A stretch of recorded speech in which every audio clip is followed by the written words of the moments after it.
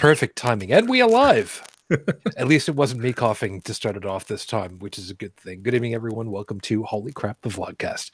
Vlogcast that comes from a skeptical point of view to answer some of the questions of why. This vlogcast started as a combination of spite and the Streisand effect because, god damn, people, really, why won't you? If I had one wish from Santa, what would I ask for? What would be the second thing that I'd ask for? The abolishment of willful ignorance. Part of this is to follow through with the old adage, sometimes the journey is more important than the destination. I'm your main host. I'm known as Shujin Tribble all over the place. It's S-H-U-J-I-N. You want to look me up. It's hard to miss me. For those of you that are watching and kind of wondering, why are you looking so scruffy and whatnot? Well, I've been mostly sick the entire week. Yeah, you guys know full well that I do a whole bunch of, DJ time over in Second Life. I did one show on Monday night, kind of pushing myself, and this entire rest of the week I basically said, nope. So, yeah, this is the first time I've been behind a microphone worthwhile in almost a week. I've been sick as a dog. Don't ask. Let me go ahead and introduce you, everybody, because, well, I figured I might be, good enough to kind of stretch time out a little bit and see if one of our people ended up showing up. Top left-hand corner of North America, Calgary, where it's actually winter at this point. Good evening, Dalan. Good evening. Is it actually, or are you guys still, over freezing yet? I think it's still doing pretty good out here. To be honest, I'm kind of stuck inside doing housework all day, but... That's fair. Quick look. Yeah, because we haven't looked up to see what it's like over in Yellowknife. Well, let's see. Right now, it is a balmy -2 degrees here, which is relatively warm for this time. But yeah, and it's going to be hovering around the freezing mark, -1 or 2 degrees, for the rest of the foreseeable week. So, yeah. So, White Christmas is almost questionable. Yeah, whatever we got will probably stick around, but that's all we can ask for. Yeah, fair enough. On the other side of the equation, however, just north of me over into Ontario, good morning, Heretic Woman and guest. Yes, little Mr. Vlad, who's not quite so little anymore, but good morning. Yes. Up by. He's purring madly. Yes, apparently he was a little taken with the bathtub, as I saw earlier this week. Yes, he didn't quite understand that it wasn't empty, and jumped right on in at 1/3 full. got a little soggy again, but at least this time he didn't fall in. He did it deliberately. Fair enough. And of course, good to have you back. You doing much better?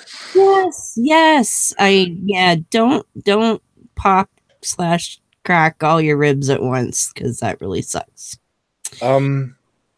Popping just one of them is bad enough. Yeah, try your whole right side.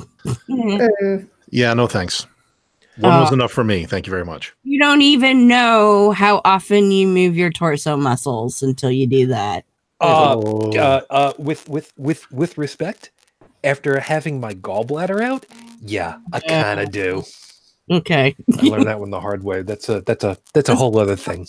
Probably the same ballpark. It wasn't very. Yeah. Yes, Felis, Kitty is definitely getting very big and a little bit obnoxious, but that's he actually about a week ago got neutered, so you would never know.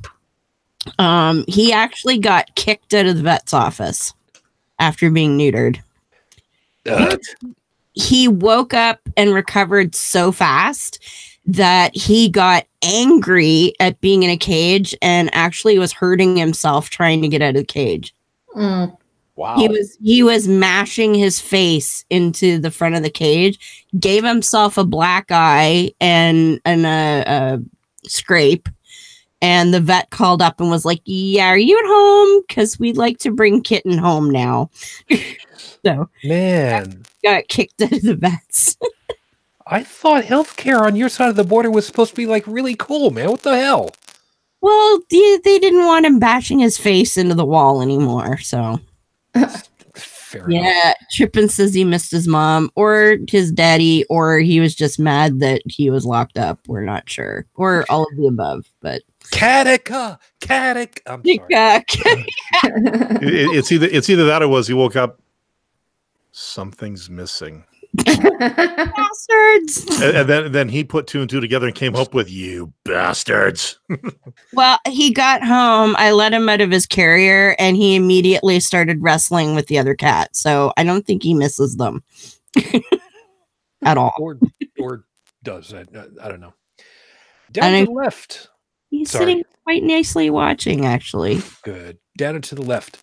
Midwest of the U.S. in the home place, one would hope eventually very soon, of some political people. Hi, Brigid. Hi.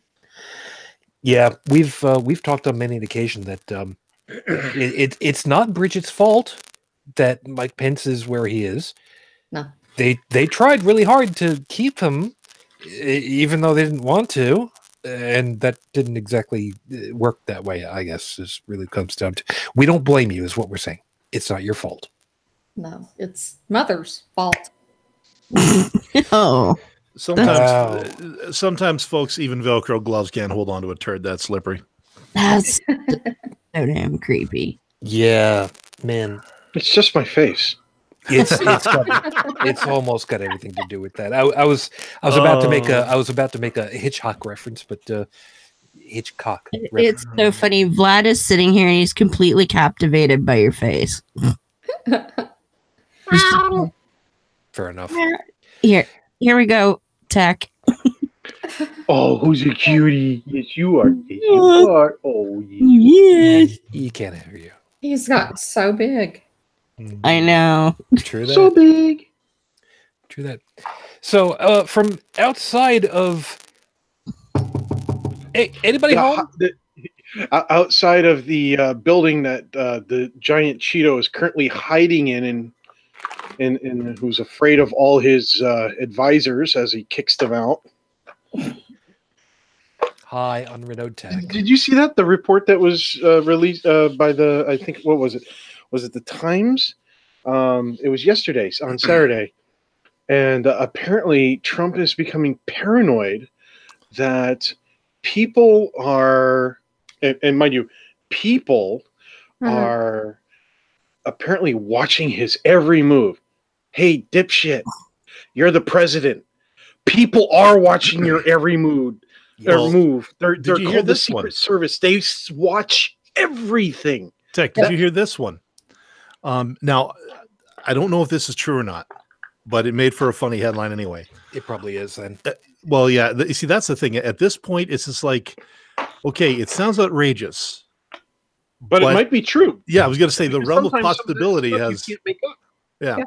But this one here, apparently somebody or the White House has set up a helpline or something where you can phone in and thank the president. It's not a poke. Legit. That's the real thing. It's real. totally legit. And okay, so then as I said to Dave, How long ago was this set up?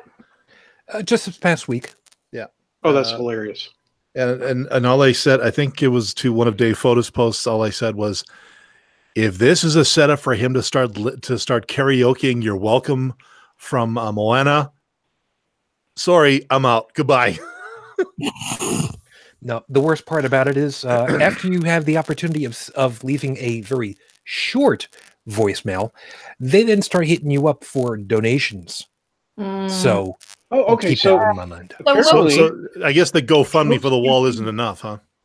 Trump has a campaign manager, and the article that I'm seeing was posted on December 18th, and Brad Parscale, who's Trump's 2020 re-election campaign manager, opened up the ad like 3 seconds into the ad. He states, President Trump has achieved more during his time in any office than any other president. Right? And goes on to say that this is why I need every Trump supporter to pick up a phone right now and deliver a personal thank you to the president. And We need to really let President Trump know that we appreciate what he's doing for America, and I need you to call the number on your screen and deliver a thank you to President Trump. Oh, and then it gives an 800 number. Now, I'm not seeing that in the ad here. Doesn't matter. There is Hmm. a link to the. I wonder if that number works from Canada. Oh God! I wonder if that number works from Russia. I could call and tell him to go F himself. You could. I could. You could. Yeah, but then you'd have the Secret Service going after you. So what? But I did happen to read something earlier this evening. Hopefully it's true. That Sarah Huckabeast is out at the end of the year too.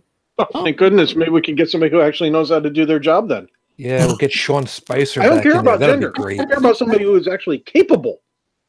You know? Yeah, but he's not. That's the thing is he purposefully hires people that are the opposite for what the job should have. Oh, would it be funny if the only person you could get who would be willing to stand up there was a pansexual black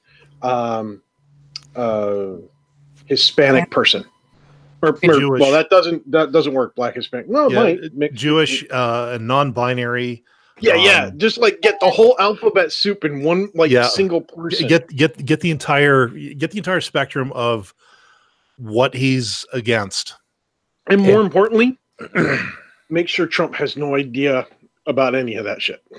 Like it would really make any. No. I mean, upon hiring, doesn't know any of that about this person. Oh boy! So I can just see it right now. That person gets fired. The person that hired them gets fired. The person that hired that person gets fired, and it turns into a gigantic Monty Python intro to the Holy Grail skit. Right, and then of course everybody will be fired, and he'll just be Trump, and nothing will get done, which is worse than nothing ever not getting done. King Rowan probably have Eric do it. I saw the meme going around. It was a picture of like a black lab, and somebody's holding a phone. And the caption is, "Yes, this is dog. No, I not be chief of staff." I saw that.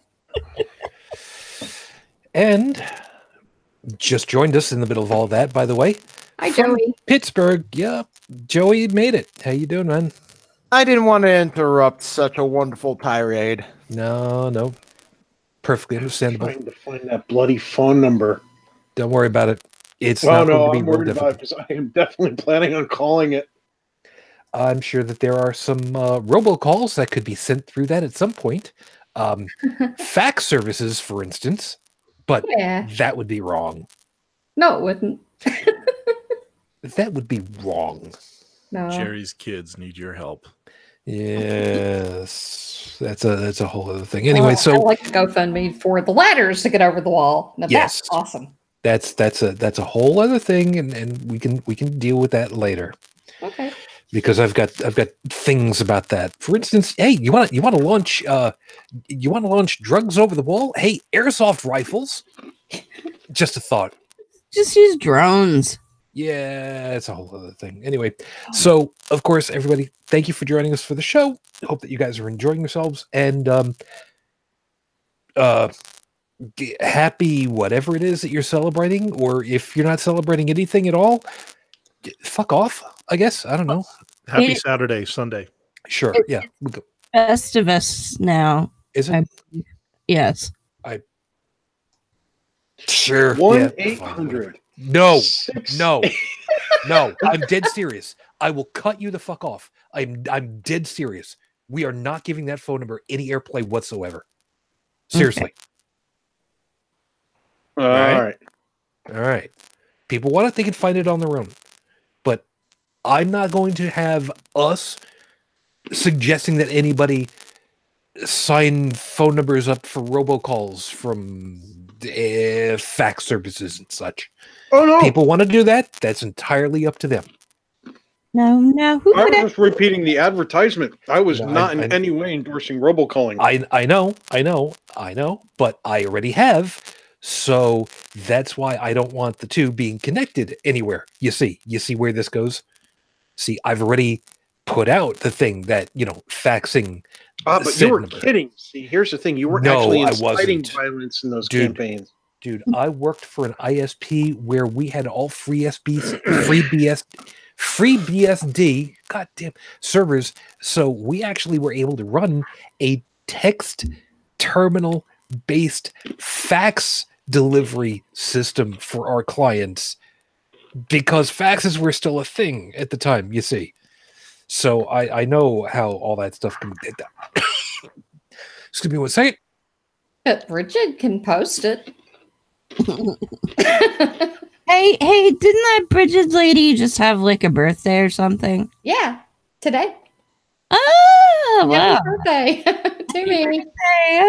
You know, if you keep having birthdays, you're bound to get older. You need to stop doing that. I know, right? Do what I did, man. 39 is where it's at. It's exactly it's as many as you need and not as many as you'll end up having. So if anybody hears some weird changes in my voice during the rest of the show, You're turning 39 again? not until March.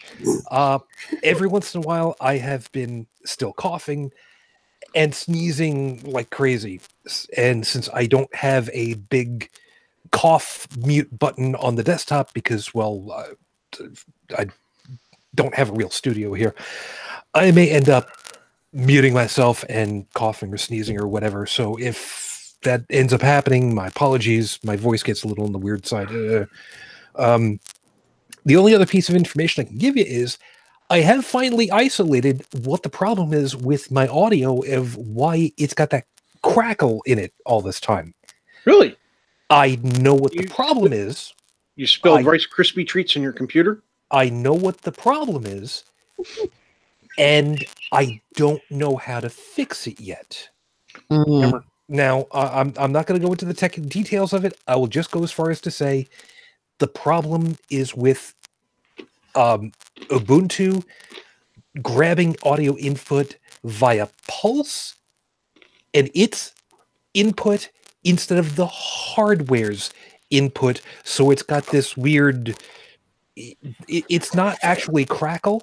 It's another packet and another packet and another packet and another packet and another packet and another packet, on and off and on and off, as opposed to here's all your packet. You get the idea. It's annoying as all shit. Have you tried using more marshmallow with the Rice Krispies? I have, and I don't like marshmallows, and fuck you too. Thank you ever so much. Wait, what? Yes, I don't like what the hell What is the is problem wrong with you?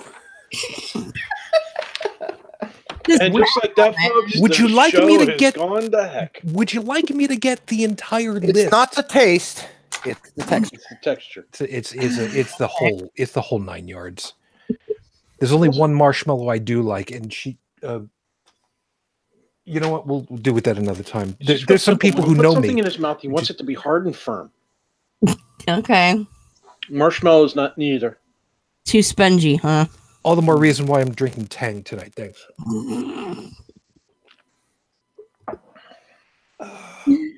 So anyway, let's just get everything I rolling. was very happy to find out this is an NSF episode. It's not specifically, but it's just becoming one of our usuals. I Anyway, don't think anybody dropped the F-bomb, did we? hi, have you met me? Nope. Yeah. Exactly. Oh wait, I only see you through the picture on the screen. What? you didn't put a thing out for this week. I'm looking at last week. Damn it. What are you talking about? Oh, because I went to the Holy Crap page to get the topic for tonight, and I was reading last week's, and I don't see one for this week. Is there? I forwarded see it. I know. I shared it saw in it. your group. I'm looking at the Holy Crap page, though. You know what? You go looking for it. Dalan, you need to pull up a wiki page because I'm gonna need your help in a little bit. But otherwise, how about I get stuff rolling over here? Oh, by the way, for those of you that are paying attention live, hi, thank you. Of course, as always, take advantage of the chat so that we can interact with you guys. We know full well that who's over here? Stephanie, Felis, Trippin. Hi guys, thank you. And by the way, Felis, it's good to have you back in shape again too. She spent a little bit of time with the medical community not too very long ago. Let's not do that and not tell you people. Thanks. Just a thought. I'll make sure that you got my phone number somewhere along the way. Anyway,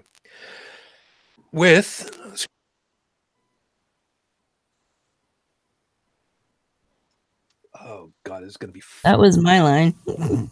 yes. Oh, now I found it. Okay. Yeah, in my group, you didn't post it to the Holy Crap page. It's impossible for me not to have, because I shared it to your page from mine. It's not in the Holy Crap page, but whatever. I found it. You know what? Pebcac. That's all I'm going to go with, and we're just going to go from there. I got a couple of people who actually understand what the hell that means. Yes, but you have to. At least we can debate under which keyboard it is, because it ain't mine.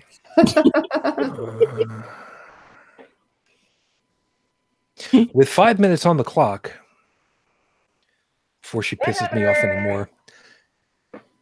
And now he's regretting I came back this week. Almost.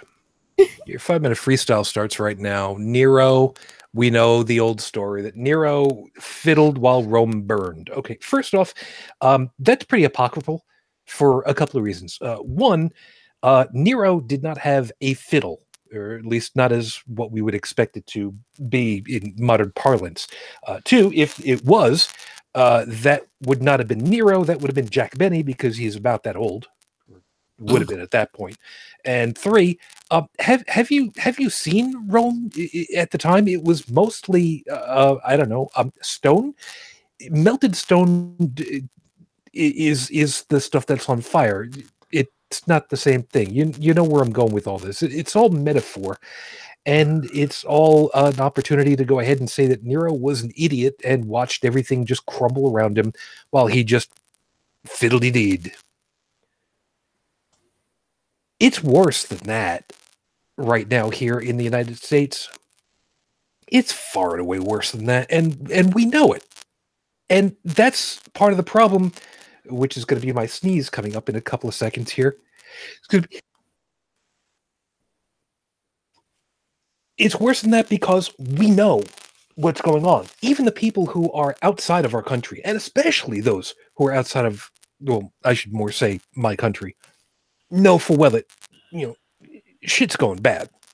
I mean, calling it a dumpster fire not too very long ago is, we don't even know where to go from there. I mean, seriously, where do you go from that point? I mean, you could go ahead and say, Chernobyl. Okay, we kind of get the idea. You could call 3 Mile Island.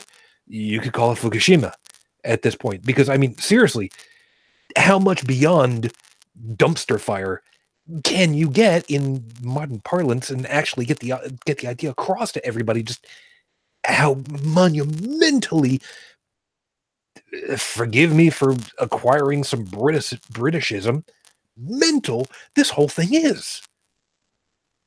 To say that this is a meltdown doesn't do justice.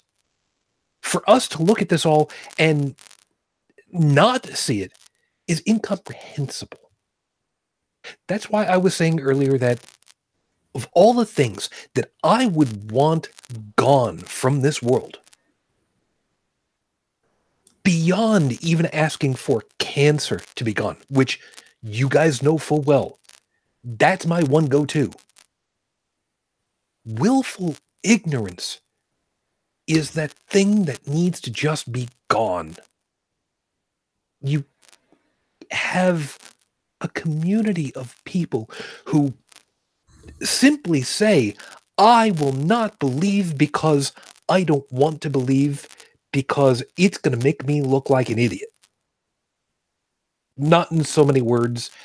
Usually it's more summed up in go raw America beer gun boom cook. Something to that effect. You get the idea. We don't understand how people can look at the same things abjectly objective facts, not truth. Remember, facts, and not see the same damn thing. It's monumentally a failure of reason. It's a sin against education. It is selling out your humanity for everyone else around you. For what? A banner? Proverbially speaking? I don't even know how to adjust to these people in order to tell them, look, you're wrong, and this stuff shows that you're wrong. Because as soon as I go ahead and I do that, it's a combination of two fallacies.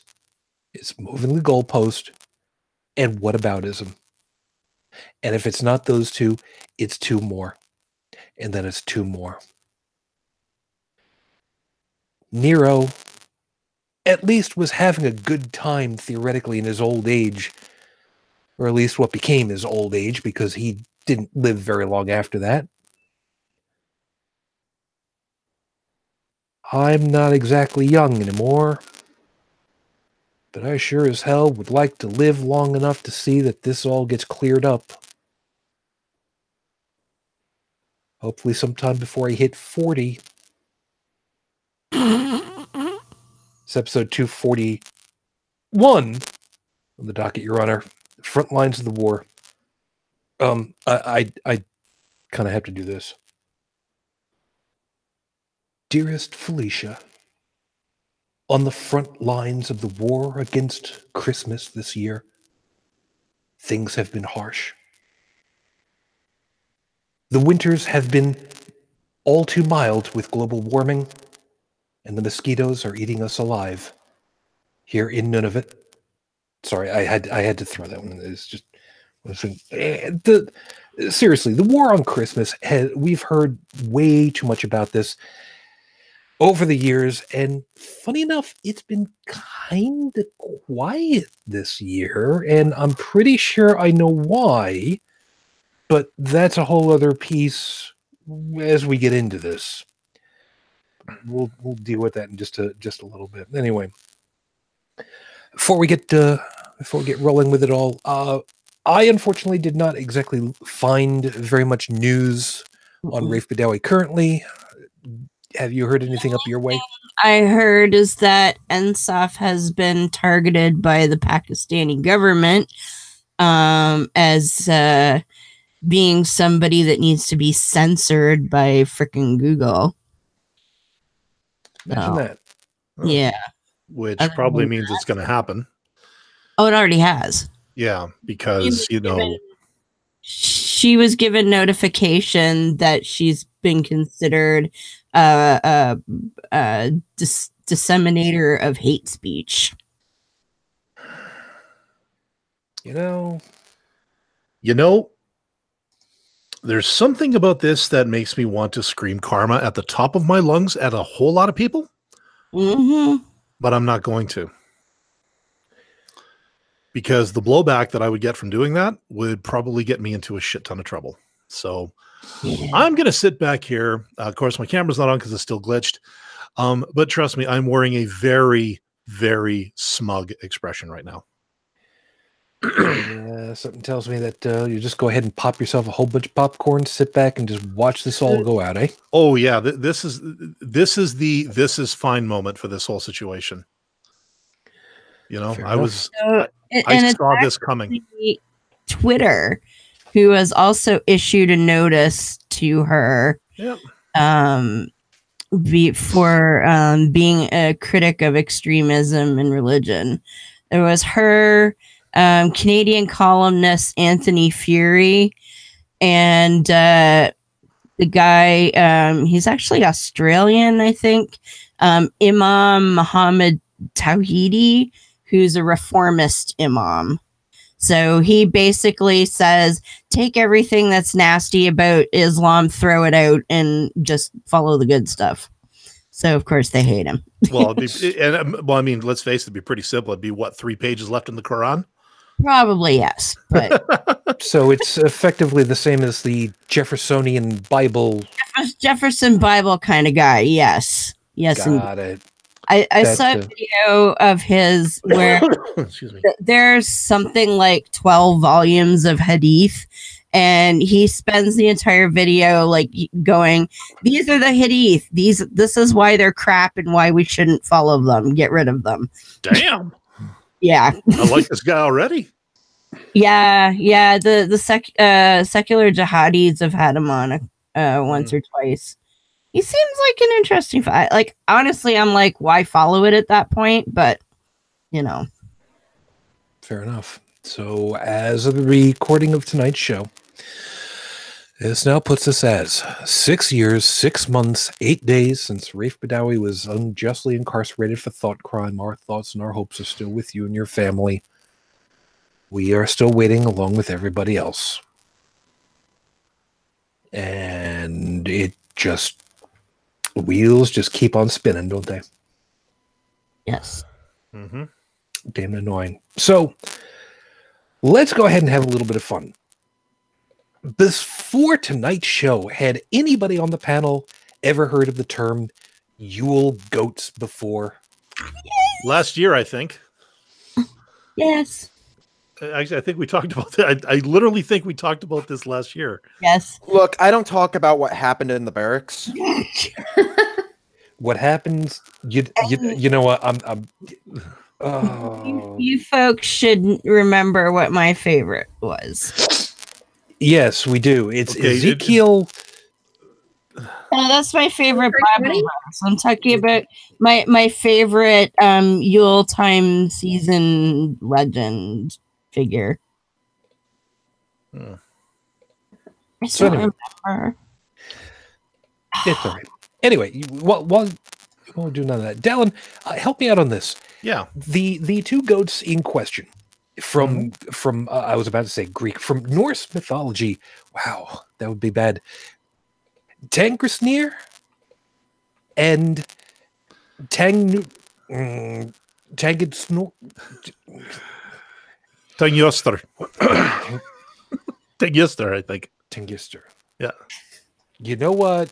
Sure, we'll go with that. Oats, my goats. Huh? Whatever floats your goat. You're going on the timeout. I swear to you, you're going to the timeout. You know, Heretic Woman, you should know better than to try to get Shujin's goat. I mean, he is 39 years old after all. Yeah, well, once over at least. Just because I kid about being 39 is not reason enough for you to go ahead and try to run one past me. Yeah, okay, I saw what you did there. Well, at 39, we don't have to run it past you. We can just do a brisk walk. Tech, did you relocate out to an airfield? I see a propeller. Nah, that's my fan. My camera is not. Ah, good. Oh, at situated. least we know that you have at least one.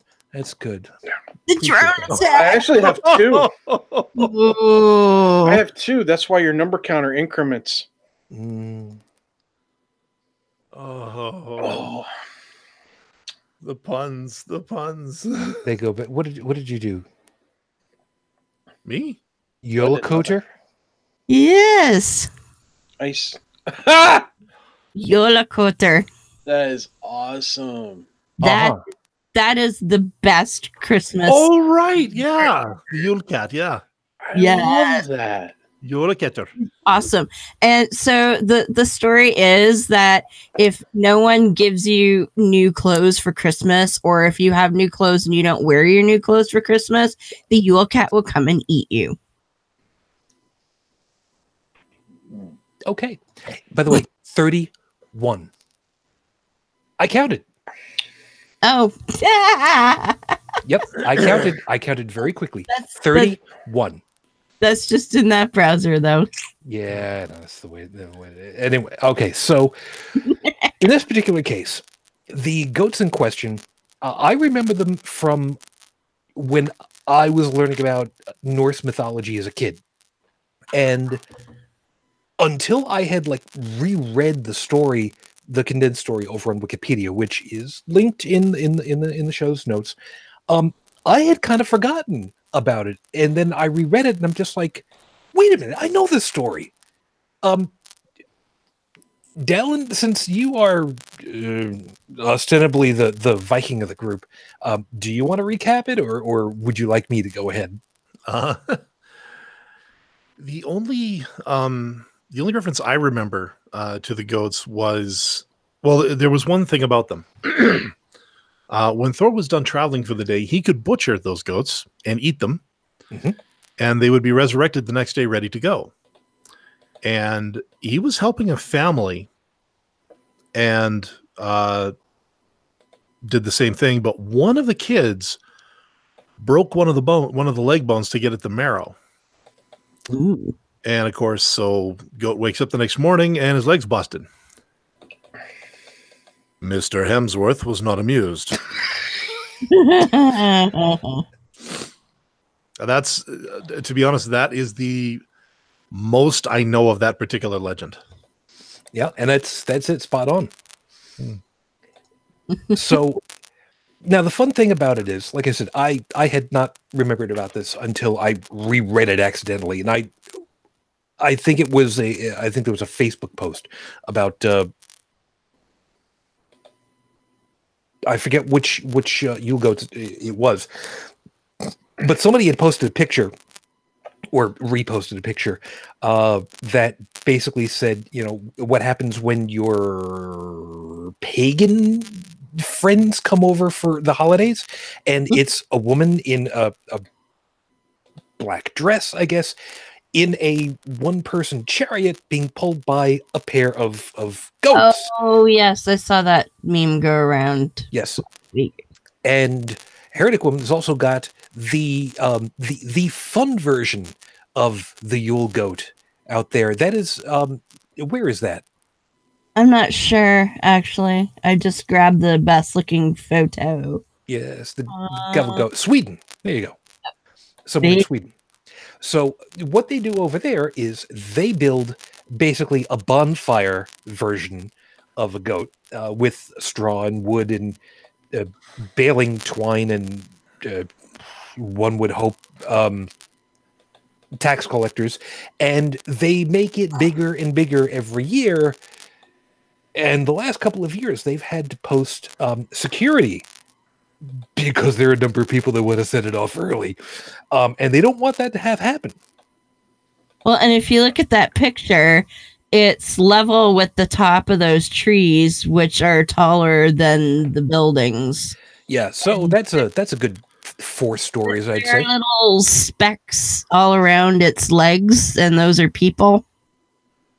The little like colored specks. There's I'm kind of waiting for the day that you know, they light this thing like one year, and the ISS goes, dude, we can see that. Yeah. That would be worth it. Yeah.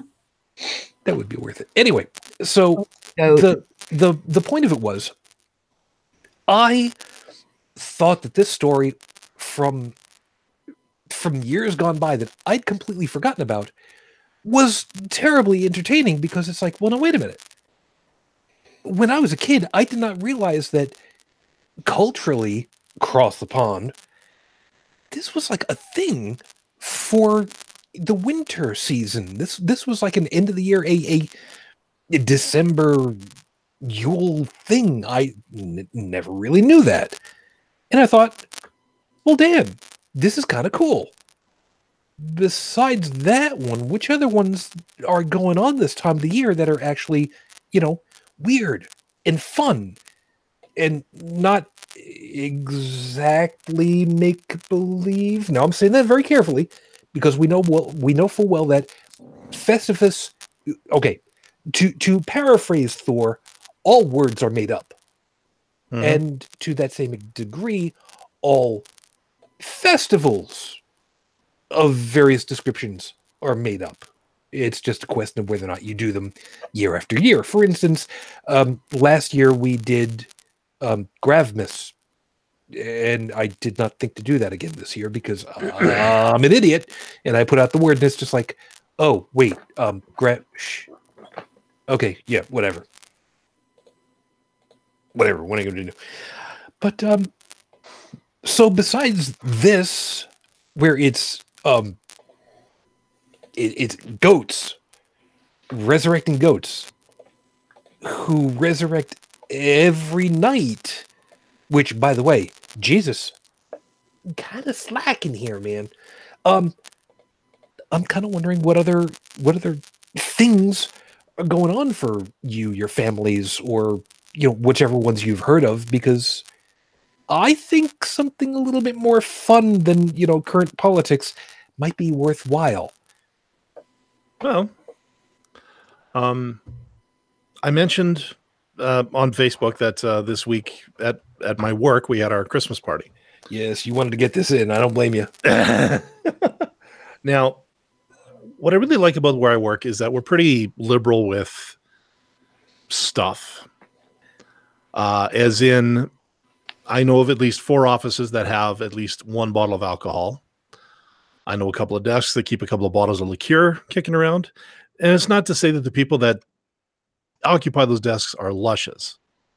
It's just that if it's ever warranted, if there's a reason to have a drink, they can supply to raise a toast. Yep. Oh, and by the way, Tech, you definitely want to hear this one because you wouldn't have heard about this one already. Yeah. So the exchange of gifts, it's a Chinese auction. So one person grabs a gift. The next person can either steal that gift or grab another one from the pile. And down by me, they call that a white elephant gift exchange. Yeah. It's a little more sensitive. Yeah. So, Well, elephants. Yeah. Well, guess what? A bunch of people that are involved in this are of Asian descent. So screw y'all. Anyways. And of course, we give a limit on how many times a gift can be stolen, which is 3 times. So I started off the night because I drew number 1, and I grabbed a gift bag and I opened it up, and there was a 26 of Crown Royal rye whiskey. Not a whiskey drinker, but it's the gesture. Well, after having it being stolen and changed around a little bit, at the end of the night, I wound up with my 26 of Crown Royal. But somebody made a very interesting observation during said auction. Weed is legal now. So the odds-on favorite next year is there's going to be at least 1 bong and 1 hookah going to be making the exchange. There might be some brownies in that boxes. Edibles aren't illegal up here yet. Really? Yep. They're working out the legislation around it. And apparently I've talked to a guy who has, he's had both a smoke at a pot and a bite at a brownie. And it was the brownie that messed him up even worse. So, oh, totally. Yeah. Now that's not to say, like, if I were to go out and buy, a pound of, a couple of grams of weed and make my own brownies, that's fine. But I could not offer them to the public. Got a pound of weed. Oh my God. Well, I haven't really looked into it yet. The trick is you don't actually just chop up bud in the food. You create weed infused butter. Yep. No, it's fine. No, it's just the fact of him saying that a pound of weed, dude. No, it's half a kilo. The hell's wrong with you? You know better than that. in either case, Wow. that would last me for a very, very long time. Jesus, man. Don't pick on me, Tech. I know my shit. But anyways, Not my family. I'll be going out to my family's on Christmas Eve, which is on Monday. And basically all my brother's friends and mutual friends and stuff, they all show up. So it's going to be a full house with much merriment and much food and much drink. And then Christmas morning, I'll be heading out there again we do another gift exchange. Because really, we all kind of have everything we need. We can afford just about anything we want. So it's really just more of a gesture. So we set a limit, $25. You go buy something and you make the rounds. So number 1 picks the gift. Number 2 can steal or pick. And after it's all done, you open up the gifts, and yeah. Like I said, anything I've gotten has never been overly extravagant. Actually, I think the most expensive thing I got this year so far for Christmas was at the Christmas dinner for work. His 2 front teeth. No, I won a $100 gift card for the keg. Ooh, Yeah. nice. Yes. That's a couple of steak dinners there. Yeah. No kidding that.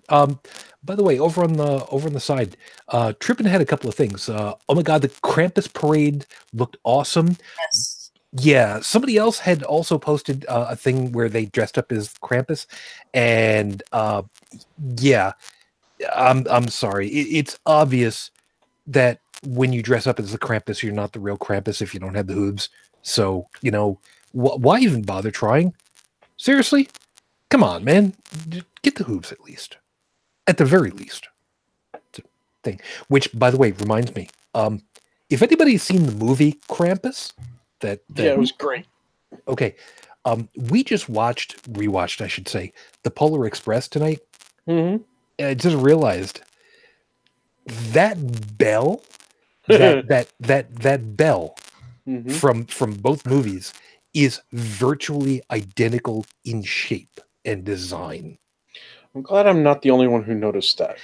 Yeah, I have no idea what the actual name for those types of bells are. They look like acorns is the only way I can really describe it. But it was so funny to look at that and go, wait a minute, that looks like the one that Krampus used. Oh yeah. Wow, that's kind of suck. And Trippin had also said that that makes no sense, probably referring to the whole you can do smokable cannabis, but you can't do edible cannabis. And it does make sense if you consider how do you regulate how much active stuff actually gets into whatever the product is, Well, and what are the safe levels and what are the levels that are supposed to be permissible, for a quote unquote small, medium, large dose kind of thing. yeah. So for anything that's going to be consumable like that, of course, it's going to be regulated. Of course. You'll only be able to get it at dispensaries. Now, the other thing, though, is, I went to a potluck last weekend. And, everybody brought a little something, a lot of desserts. Would not have been that hard for somebody to bring in, the infamous, excuse me, tray of brownies. So, potluck. Yeah, exactly. Shut up. No, but so without any kind of regulation, you could just imagine some sociopath, because let's face it, they were all furries, could have come in there and yeah, I'm going to make everybody hurt. Yeah, that could be uncomfortable. Mm-hmm. Yeah. Only so many bathrooms to go around, Yeah. Although you saw the video I took last year of the dancing fursuiter, the guy with all the LED lights in him. Yes. Yeah, he was back there again this year. He's selling badges, LED badges for $20, USB charged, and you can download a software from the site to program your name and an animation style in it. I thought I saw a lot of people had those. Also another guy wearing it looked like a pretty advanced dog collar. What got me, though, it had lights on it, and it was a pulse organ, something I built in shop class when I was in school. Basically, you hook this thing up to a speaker, and as the beat pulses through the speaker, it pulses the lights. This guy had one around his neck. But I thought that was just so cool. You should see the T-shirts that they've got over at Think Geek. Well, I've seen them. Used to. Yeah, once upon a time. Yeah. If they made them in my size, I'd have had them. We're not going to get into that whole. Okay. We're not going to get into that. Okay, so Once upon a time, companies used to have Christmas parties or holiday parties far more than they do now. Jeez, can't imagine why. Nothing in the budget. Jeez, I wonder where all those millions of dollars of profits went to. Oh, did you see the boss's new Porsche? Oh, which one was this? Oh, that was the blue one from last April. Oh, yeah, because there's a puce one now. Oh yeah, I heard about that one. Yeah, but of course, I would have seen it too, and I would have loved to have egged it, but downsizing, I couldn't make it to the party. yeah. Imagine that. Nice to know that you have to pay for your own parking these days, right? Jesus. Yeah. So yeah. In seriousness, though, seriously, once upon a time, actually being in a company, even a small one. Okay, my first company, my first job was at a local, quote unquote, mom and pop opened and operated actual pharmacy back on Long Island. It was opened by a couple of guys who were friends. They sold it eventually to another couple of guys who had families of their own, who were also pharmacists, who were friends, and they took it over. Kept everything about the place the same because they were doing fine, and they took it over. Now, when I was there, the two pharmacists, both of their wives, their kids were too young to work there, but every once in a while the wives would come in to help out if things were short. And we had 1, 2, 3, 4, 5 additional people. So we had a pharmacy that was doing a decent bit of business. Which, by the way, Brigid, I told you how before I left, I looked at the logs of the stuff that was still pending from third-party payment. That was thousands upon tens of thousands of dollars for one of like 12 insurance groups. But that was 89. What the hell did I know back in the day? Yeah. Anyway, but we had parties when the holidays came up. They were Jewish, but we all got together and we celebrated the end of the year. And what did it involve? We came in, if it was a normal Christmas day, we would come in for a couple of hours. Because as a pharmacy, people are going to end up in a situation where they need. Yep. And, necessary drugs sometimes are those things that you don't want to go without. Mm-hmm. And, they would say, look, come in. We'll stay open from, 9 until noon. Nobody's going to be in here. We'll order food. Everything will be fine. We'll basically spend, a couple hours together. Then, everybody goes home. Yep. Okay. Sorry. Couldn't get to the mute button in time. Sorry. Anyway. And clean edit. So, yeah, we'll see how that works out. But even with a small company, a small business, you can still do that. And the fact that there are companies out there, banks especially, who've got thousands of people and millions upon millions of dollars in profit, can't be arsed to have, a company gathering at the end of the year? Seriously, the fuck? See, that's the one thing I like about where I work. It's a lot of the culture. Like some people would say, well, we can't do that because, it's a Christmas thing. We don't want to offend people. You know what? That is bollocks. Well, and honestly, if you've got people working there who are so quick to be offended over something like that, I would question your hiring practices, to be perfectly honest. But that's just me. most of it dwindling here that I'm aware of is to do more so with cost cutting than anything. Like when I was working at the call center, I got to go to one Christmas party because they only had them for management. And I got to go to one, and the very next year they canceled all the parties for management as well. And all they did was have like a Christmas lunch. And in my husband's company, they used to have a party every year. There's a venue here where they would have a night where multiple small companies would rent the hall together, kind of thing. So his company would only have like, say, 4 tables, and then another company might have 6 tables, and another company might have 3 tables, and it was all catered and everything. And they did that 4 years we were together, and then the last like 4 years they haven't. Yeah. And again, all they've done is provide like a Christmas lunch to the employees, and that's. And I honestly think that if the company's doing that kind of cost cutting, I have to wonder how good they're doing in terms of business. But they seem to be doing okay. Yeah. You know, the way things have been going down, it's not even that anymore. You can't use that as a barometer, because these days it's all about get the next quarter's profit numbers by any means, and they probably are.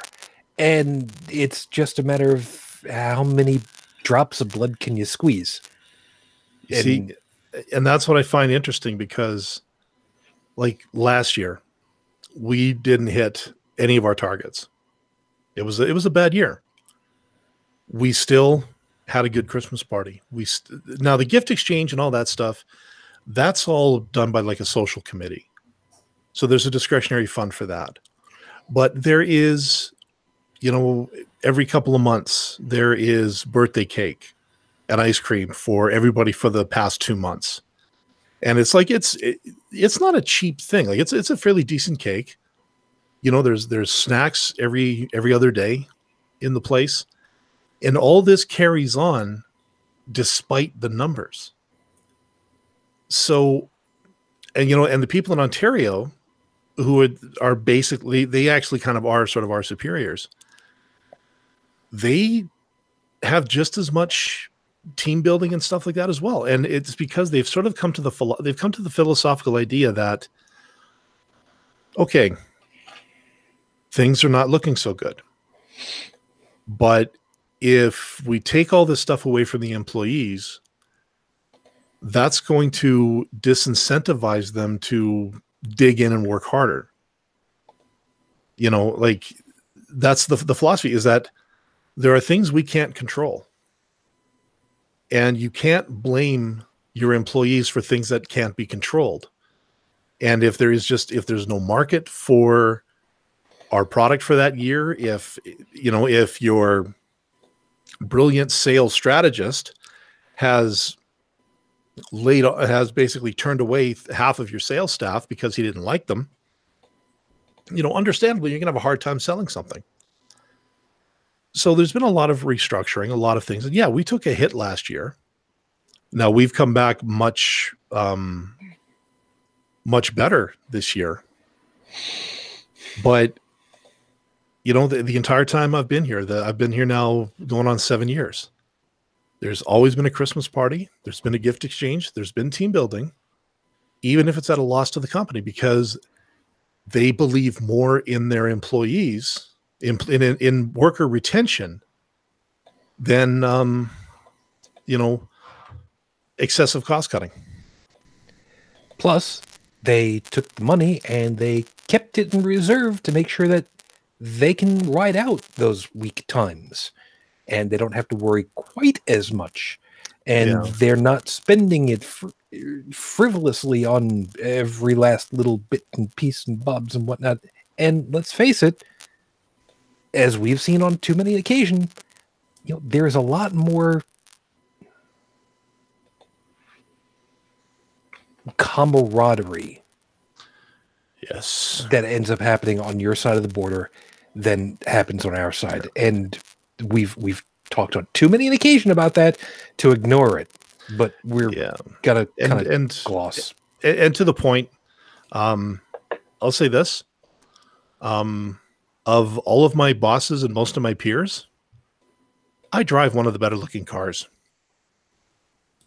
So it's not like these guys are, taking the profits and, you know, and pulling a Liberace, going and buying a brand new, Lamborghini, going, see, you bought this for me. Mhm. It's apparently what he used to do on stage. He would wave his robe out, the sleeve of his robe out to the audience. They could touch it, and he would encourage them. He says, go ahead, touch it, because you bought this for me. Oh, lovely. He made no bones about where his money came from. Well, yeah. That I've said that. There was one year I saw him at Radio City as a kid, and he came out front of the stage and wiggled his fingers, showed all his rings. Do you like them, ladies? You paid for them, and went over and did. Now, to be fair, it was a part of it was their persona, not necessarily as much the man, although. It was kind of blended back and forth, but to his credit, he was a pretty good showman. I was impressed back in the day, but be that as it may. And Stephanie has said properly, companies that treat their employees as numbers wonder why they have a huge turnover of staff, and no one is prepared to go the extra mile. To be fair, in Liberace's defense, if you could play the piano like that, you'd do it too. There are some people, for every stuck-up asshole musician Liberace, there are also the Itzhak Perlmans. There's also the Yo-Yo Ma's, who are incredible performers. But people like Yo-Yo Ma, cellist, amazing cellist, who has gone out of his way to perform and record with the likes of Sting. Crap, there was a metal band, if I remember right, that he did stuff with too at one point. Crap, I've forgotten who the hell it was. Anyway, but you get the idea. I don't like to hear about the idiots and the stuck-ups, but man, those who are really good people are always the fun ones to talk about. But back to this one. Treating their employees as numbers, huge turnover of staff, and no one's prepared to go the extra mile. Geez, Brigid, I can't imagine where anyone would have ever heard of such a story before.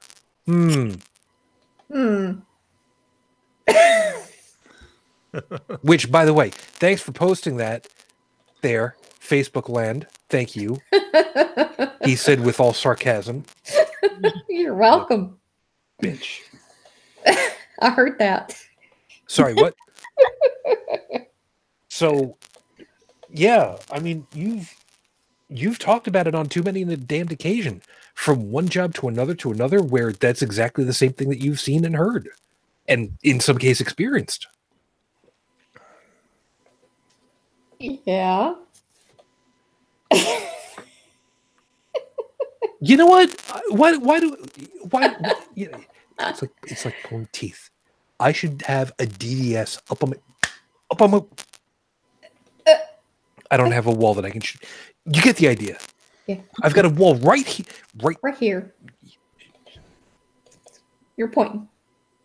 Whatever. The point is, you've seen this, and especially around the holidays, this sucks, man.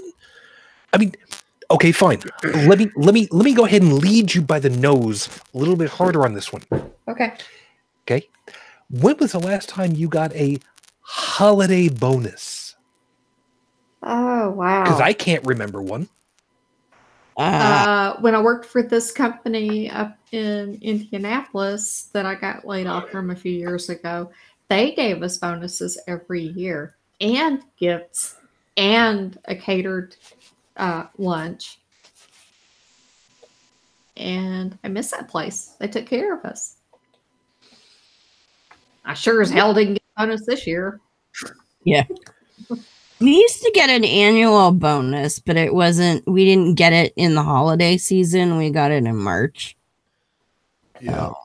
Well, it seems only fair. I mean, you guys end up celebrating Thanksgiving different from us, so sure, yeah, you end up with your holiday bonus Well, say different from. No, but the reason for that is because at the end of the fiscal year, then the accountants have to go through the books, and there's an awful lot of auditing and stuff that has to go on all the time, so they can determine what your profit was, what you can determine for bonuses.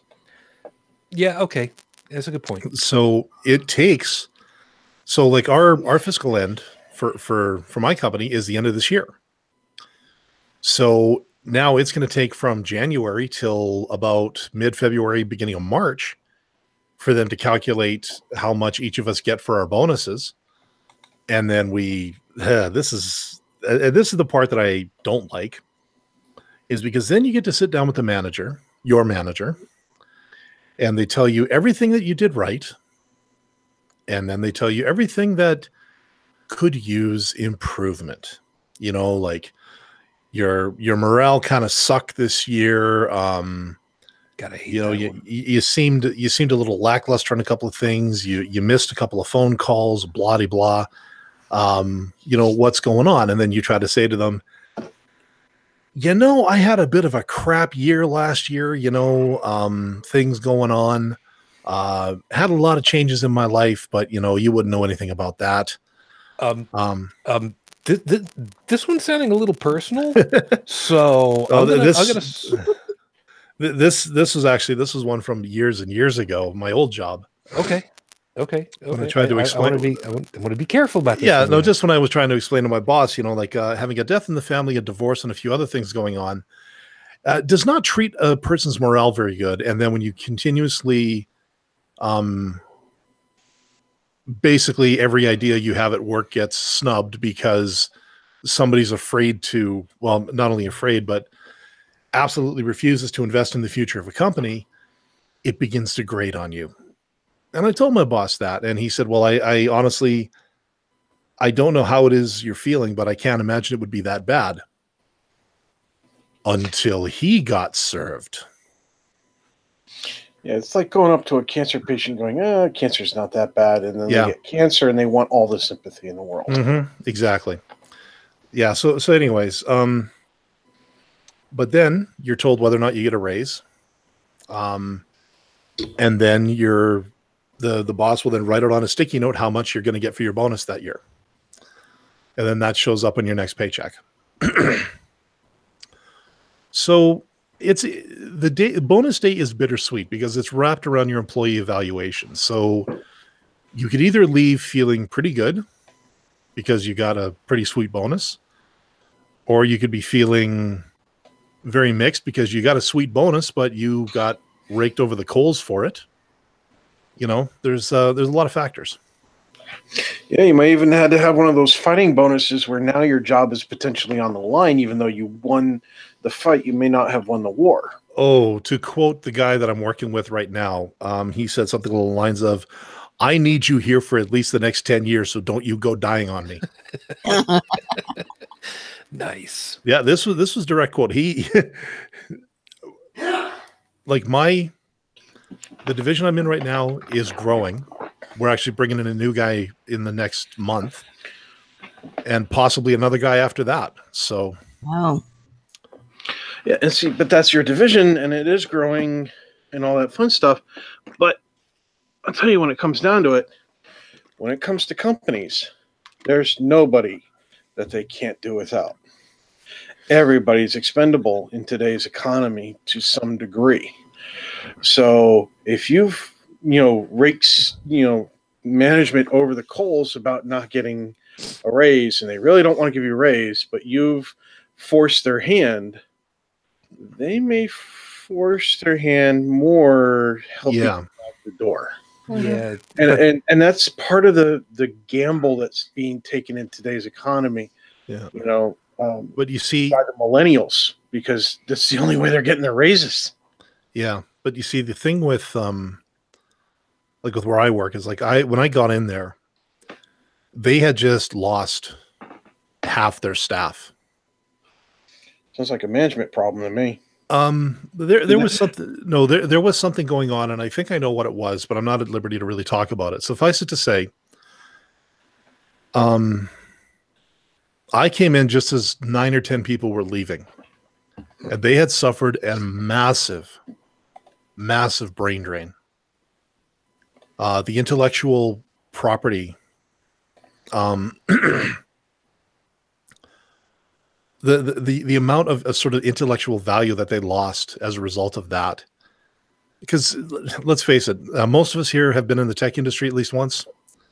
A little bit. And yeah, okay, so how are you with documentation? Rule number 1, document. Rule 0, users lie. Oh, wait, I wasn't supposed to say that one. Yeah. Needless to say that, yes, we did have some documentation, but it lacked everything. Yeah, but it lacked a lot of the nuance that, these programs needed. So we actually hired somebody to become the document keeper of all things. Oh, cool. Are they also a tech writer? Because that way they can help clean up the documentation too. That's part of their job, yep. Oh, good. But they also take what we give them, because I've written several manuals. I've shot several videos. And I thought you were about to say you shot several manuals, and I was just picturing you with a Ruger and I'm just having a great time with that. Well, I was thinking, it's like, Dalan, are you secretly the guy in charge of YouPorn? No. Okay. Just asking for a friend. Yeah, no. Now I've got the idea rolling in the money, and I'm thinking, no. But suffice, you don't know where it's been. Yeah, but suffice it to say, I would not say that everybody is expendable. I know of at least 3 or 4 key people where I work that if they were let go or if they left, the company would backslide up to 4 years worth of progress in terms of development. And never underestimate the level of stupidity it would take to make that decision, because there are managers who exist with that level of stupidity. They don't work for us. And if they did, they don't anymore. Good. Now, it might sound a little arrogant me saying that, but I've met with the management, and anytime they've made a stupid move, they got called on it. All right, so the proper statement is they don't work. You don't have any people like that in management right this moment. Right. Because somehow they still find their way through the cracks. Oh, they do, because they have their charisma, their so-called ambition. They'll make your company great again. But what they'll do though is that they'll come in, they'll hack and slash it all, and they'll be left wondering, well, why aren't we great? We followed my model. Why are we not great? It's like, because maybe your model sucks. Oh, you're fired. Oh, that was the head of IT. Well, that's okay. We'll just get some other punk off the street. I mean, it's Windows. Every kid's got that. I mean, hell, we all have phones, don't we? Oh, sorry. Was that a dig at Blizzard? Is that too soon? Call 1-800-8. No, just kidding. And leave the president how you feel about Diablo. That'd be great if we could get like people to call that hotline that's supposed to thank the president, and then have them start complaining about the Diablo video game and ask the president to fix it. That would be funny. We hear it. You see, like the news articles, nerds unite to badger the president about the latest version of Diablo. Oh God, I could just see Tim Pool trying to keep a straight face when he's relaying that piece of news. I mean, we won't actually do this, but it would be funny. It'd be one of those ones where it's not malicious.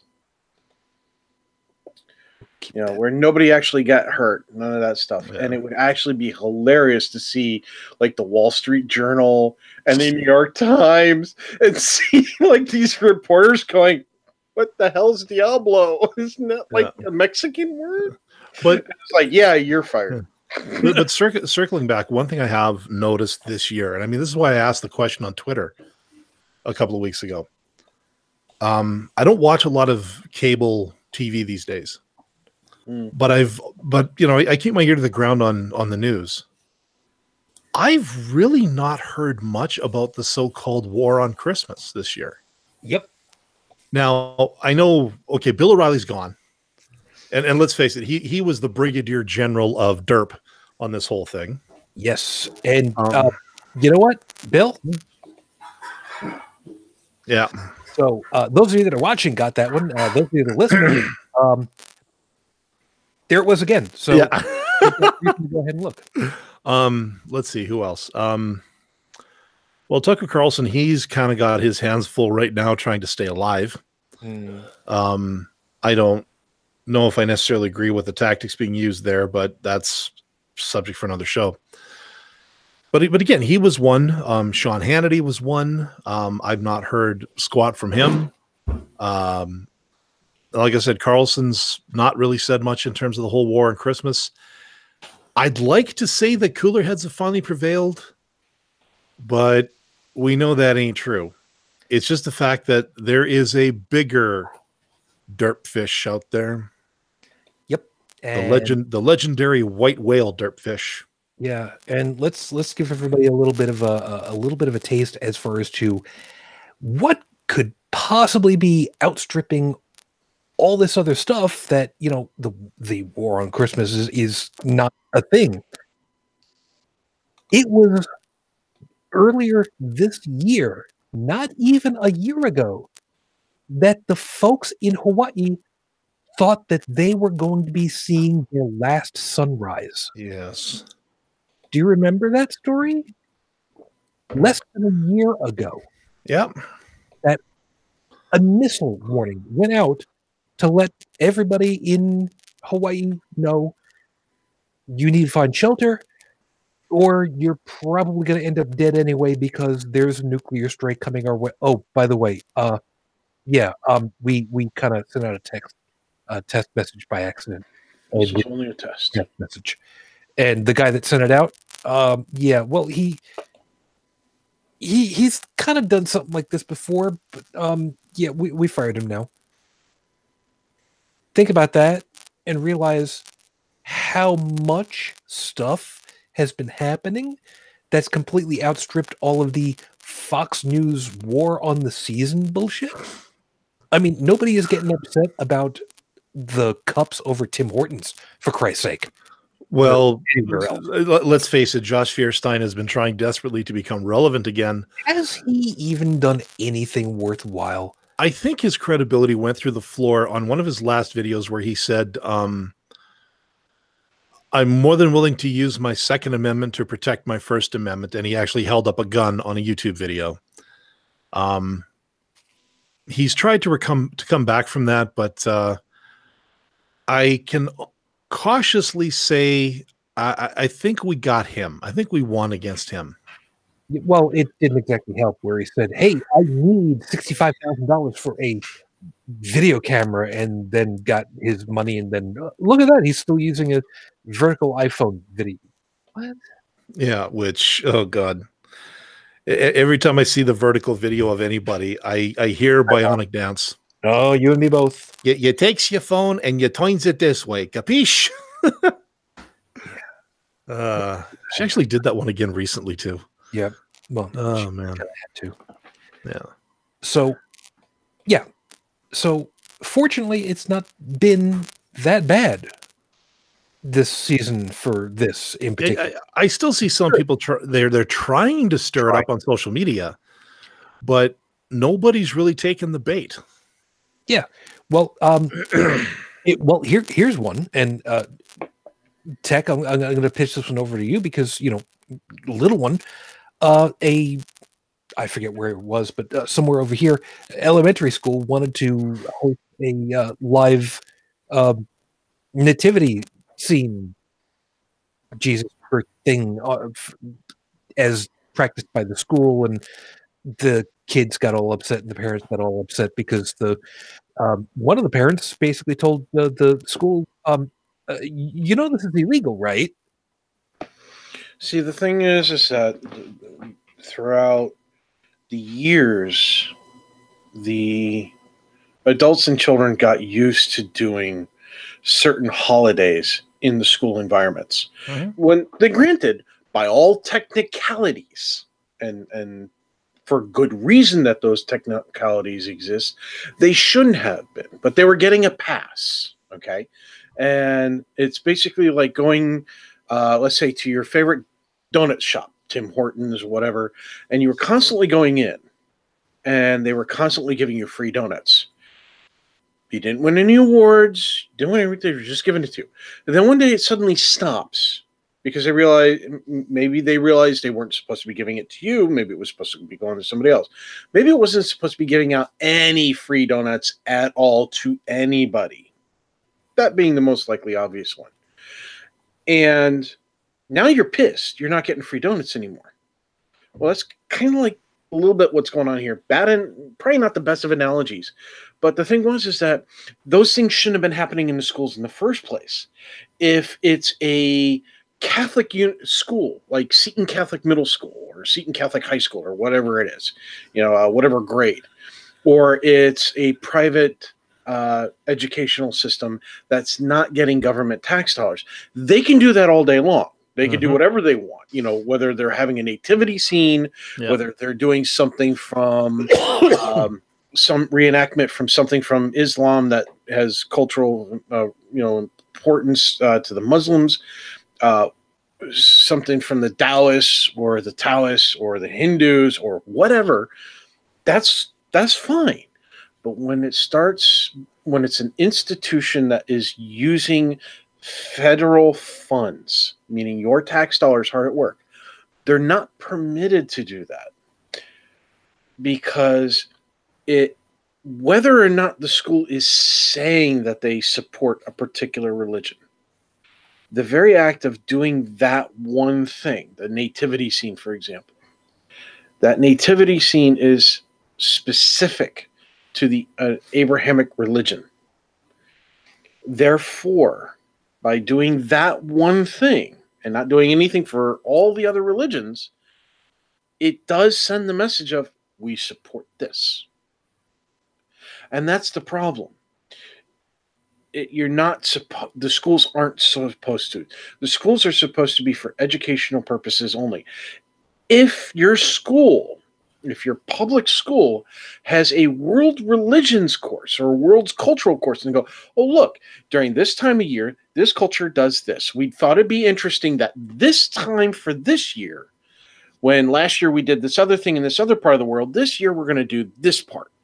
Oh, look, December in this year, here in the United States, it's very common to have Hanukkah and Christmas. So this year, for December, we're going to do a little bit of Hanukkah scene and a little bit of Christmas stuff. And then next year, we're going to go look at this other culture that does something different in December. That's all hunky-dory because you're learning different things. You're not, the school isn't showing favoritism of one over the other. But when you're setting up a nativity scene for choir or theater arts or whatever, or just because you want to, it's not the same thing. And you do. There's a line.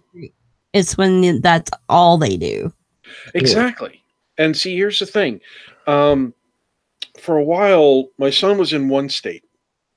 And during one part of the year where it's somewhat seasonal, they were doing some religious songs in the choir.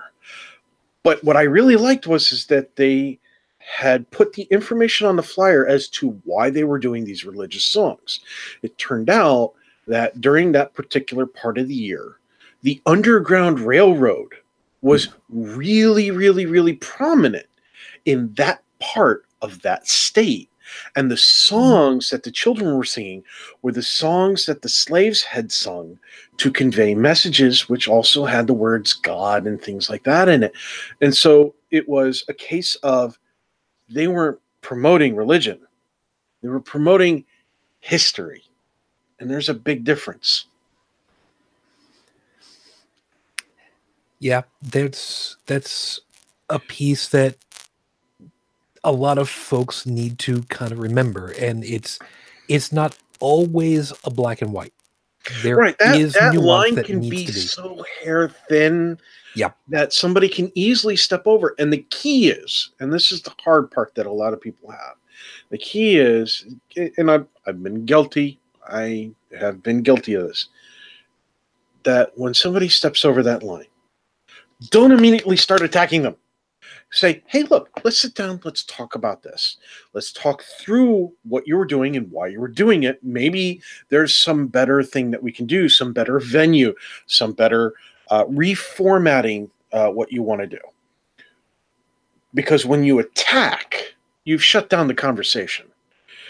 And if you want to see a good example of that, just look at politics. When you have politicians who sit down and talk through things, not always, but usually something gets done. When you have other politicians who sit down and start attacking each other's personalities and their families, nothing gets done. It's the same thing. Joe, I know that you don't normally keep track of what goes on with the news, but this isn't the main question. But I wanted to double check with you. You had heard that there's a government shutdown that's gone on because Pouty McPouty Face doesn't get his $8 billion for whatever construction he wants down south, eh?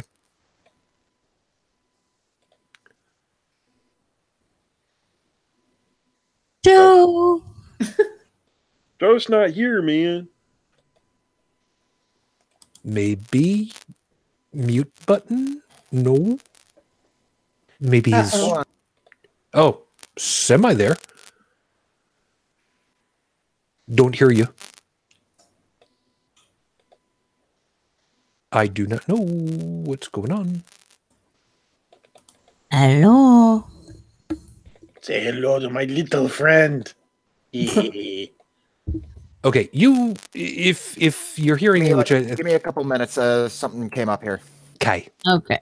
All right. So we'll kind of take this sideways then, because I was going to go with the military angle for a second. I guess on that angle, then I guess Brigid, you're probably the next best one. I know that you've didn't deploy it. No, wait a minute. If memory serves, you didn't end up deploying anywhere, correct? No, I was very, very close to going, but ended up not going because all the hostilities ended so quickly. But that was Gulf War I. Yes, I remember that. Yeah. I was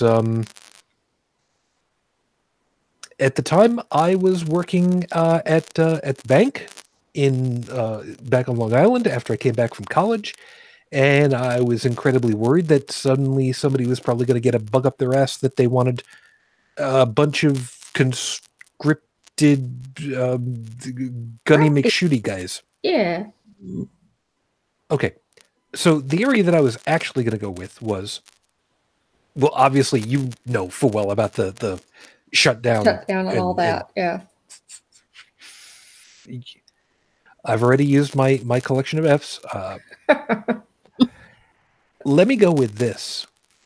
To the best of my knowledge, this hasn't happened during the end of year holiday season before, right? No. I think this is first. And I think this is the first time that we've had a Congress critter actually say, well, that's the risk that you take working for the government. You can do without a few paychecks. I mean, fuck him. Yeah. So what was his name? Mark Meadows? Yeah, that's it. So let's kind of go with this. When you're suddenly involved with a large organization such as any of the military branches here in the U.S., you're talking about several million people in any one branch, and you've got to deal with thousands upon thousands of people in your general vicinity, all of whom have got different backgrounds and different lifestyles and different traditions that they would follow. Did you have to kind of adjust a little bit with whoever was wanting to do whatever, or did that kind of butt up against what your branch and group and offices wanted to do or couldn't do or anything like that? Well, we never had to worry about shutdowns back during that time because that didn't happen. Our big thing was cost of living increases. Oh God, yeah, I remember that. Stuff like that. But yeah, if I was active duty right now and was told that I would have to keep doing my job but not get paid for it, I would be hella pissed. You know, plus I like to eat. I have to have money. And if memory serves, the folks that are out in the fields kinda have supplies, but I kind of wonder if stuff's not getting paid for, is stuff not going to get delivered and not going to get processed, and you see where I'm going with this? Mm-hmm. Mm-hmm. All right, I apologize. I mean, they could probably still get MREs or whatever, but as far as getting money back home to their families to pay the bills, that's a problem. Joy. Anyway, as I was saying, I apologize. Cat was going a little crazy and got himself caught someplace he couldn't get out of. Well, obviously, that's probably a physical first.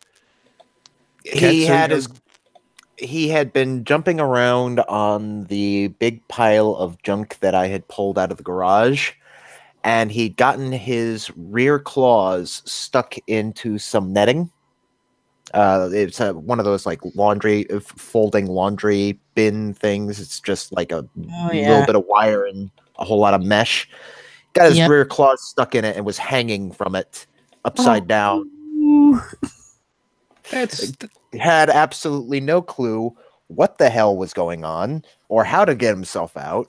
So I had to help him out. So with that said, now that I have my headset back on and all that, what was the question? Government shutdown. What do you think about it?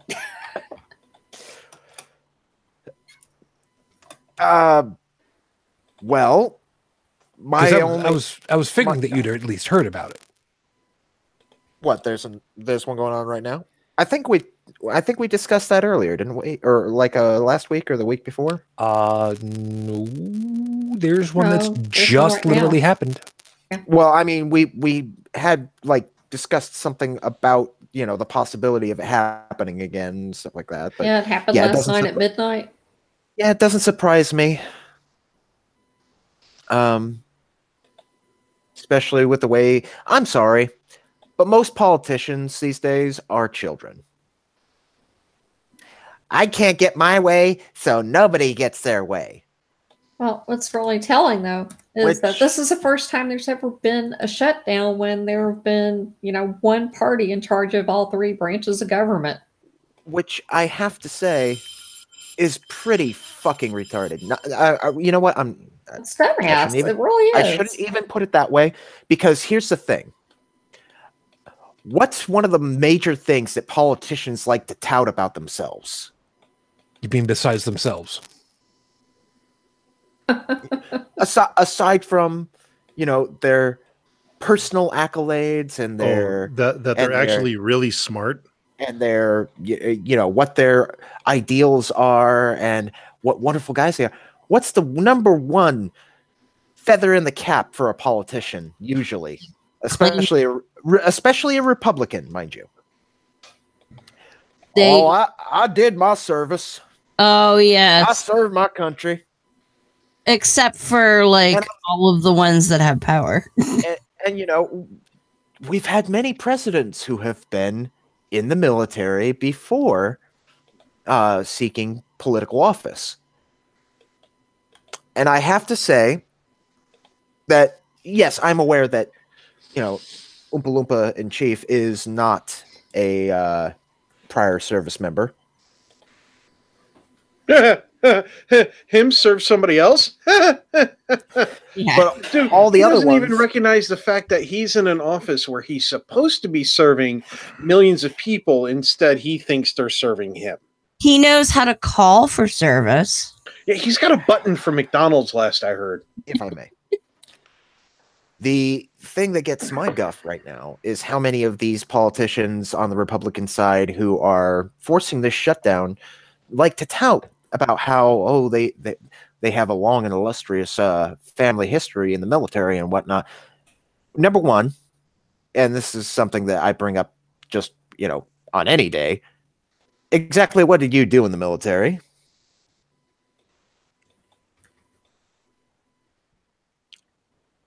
And number two, I shouldn't have to, compound on that any further, if you catch my meaning. And number two, they know that a government shutdown means most of the military is going to get fucked. Mhm. I know this from personal experience because there was a government shutdown while I was deployed several years. Well, to say several years ago makes it sound like yesterday, but many years ago. And I watched personally as the families of soldiers who were overseas watched as their families wrote to their soldiers explaining, we have no way to pay the bills. We've got nothing. No money's coming in. Mm-hmm. And I watched, families that had to move in with other families. I watched families that had to go ahead and do kind of a potluck thing. Just, gather just a fundraiser of some sort just for, one particular family to be able to make it through. To see one soldier's family go hungry is completely and totally bullshit. You know,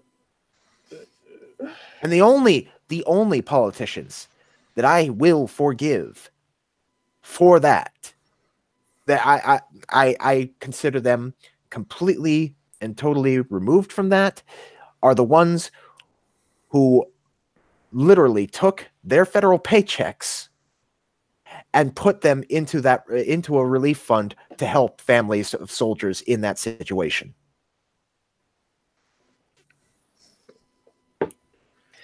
And there aren't many. Now, here's the thing. On the flip side, what I was asking Brigid about, though, was that, well, first off, this is something that's never happened. I'm sorry. I don't mean to interrupt you, and I apologize. It's just that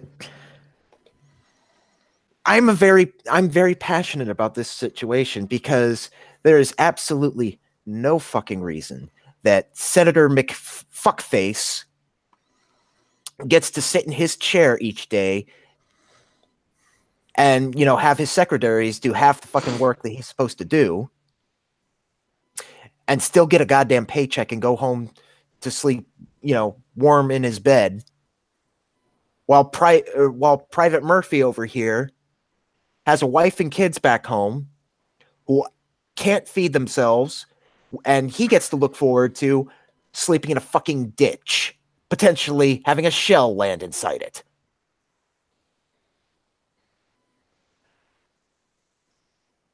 To say that I take this kind of issue personally is something of an understatement. So sorry. I just wanted to put that out there. I'm sorry. It's completely understandable. And it's always the little guy or the one that's lowest on the totem pole that these sorts of assholes shit on. Yeah. What? We really should have some sort of professional review of people's their psychology before they're allowed to take office. When you're in a position of authority where a push of a button could mean the destruction of millions of lives, there should be a safeguard against getting somebody like this narcissistic baby, a narcissistic adult baby, and prevent them from getting into offices. Well, Tech, here's an idea. He's got this number, right? You call it and you say thank you for all that you do for our country, right? And then I vomit. It's his camp that's running this whole shindig, right? Basically. With the whole number thing. What are the chances, you think, that they'll put out the numbers as to how many people left positive messages and how many left negative messages, and interpret those negative messages as a, hey, maybe you should just resign?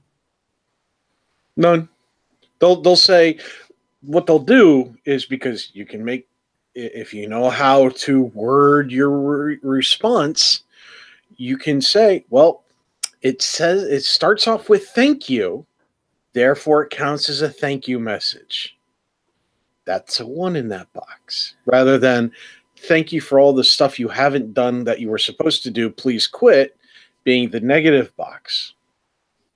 Actually, you know what? I'm gonna put a prediction on this one, and you guys who know my my DJ name are gonna appreciate this one wholeheartedly and go, yeah, shit, yeah. They're not gonna put out the word as far as to how many were positive, how many were negative, and how many were neither.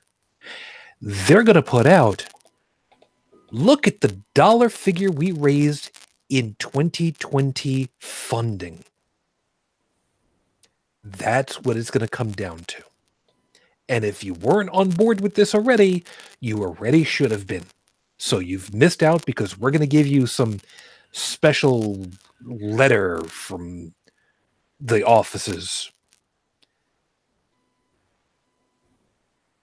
Tell me later.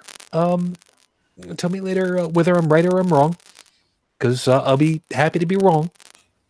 But the cynic in me is just, yeah, that's what they're looking for, another money grab. Because somehow I get the funny feeling he's going to need it for legal expenses. I think it's probably the term I'm looking for. Oh, wait, no, that would be campaign contributions going incorrectly. Yeah. Can't do that. I shouldn't let my blood pressure get this high. Nah, every once in a while you should, actually. Not with my medical history. Chew. That's a point. I was, because funny enough, I was about to say, seeing red right about now is probably about right.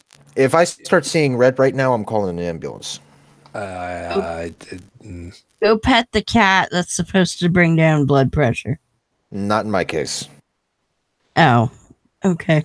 My cat is, and I use this term ever so wrongly, special.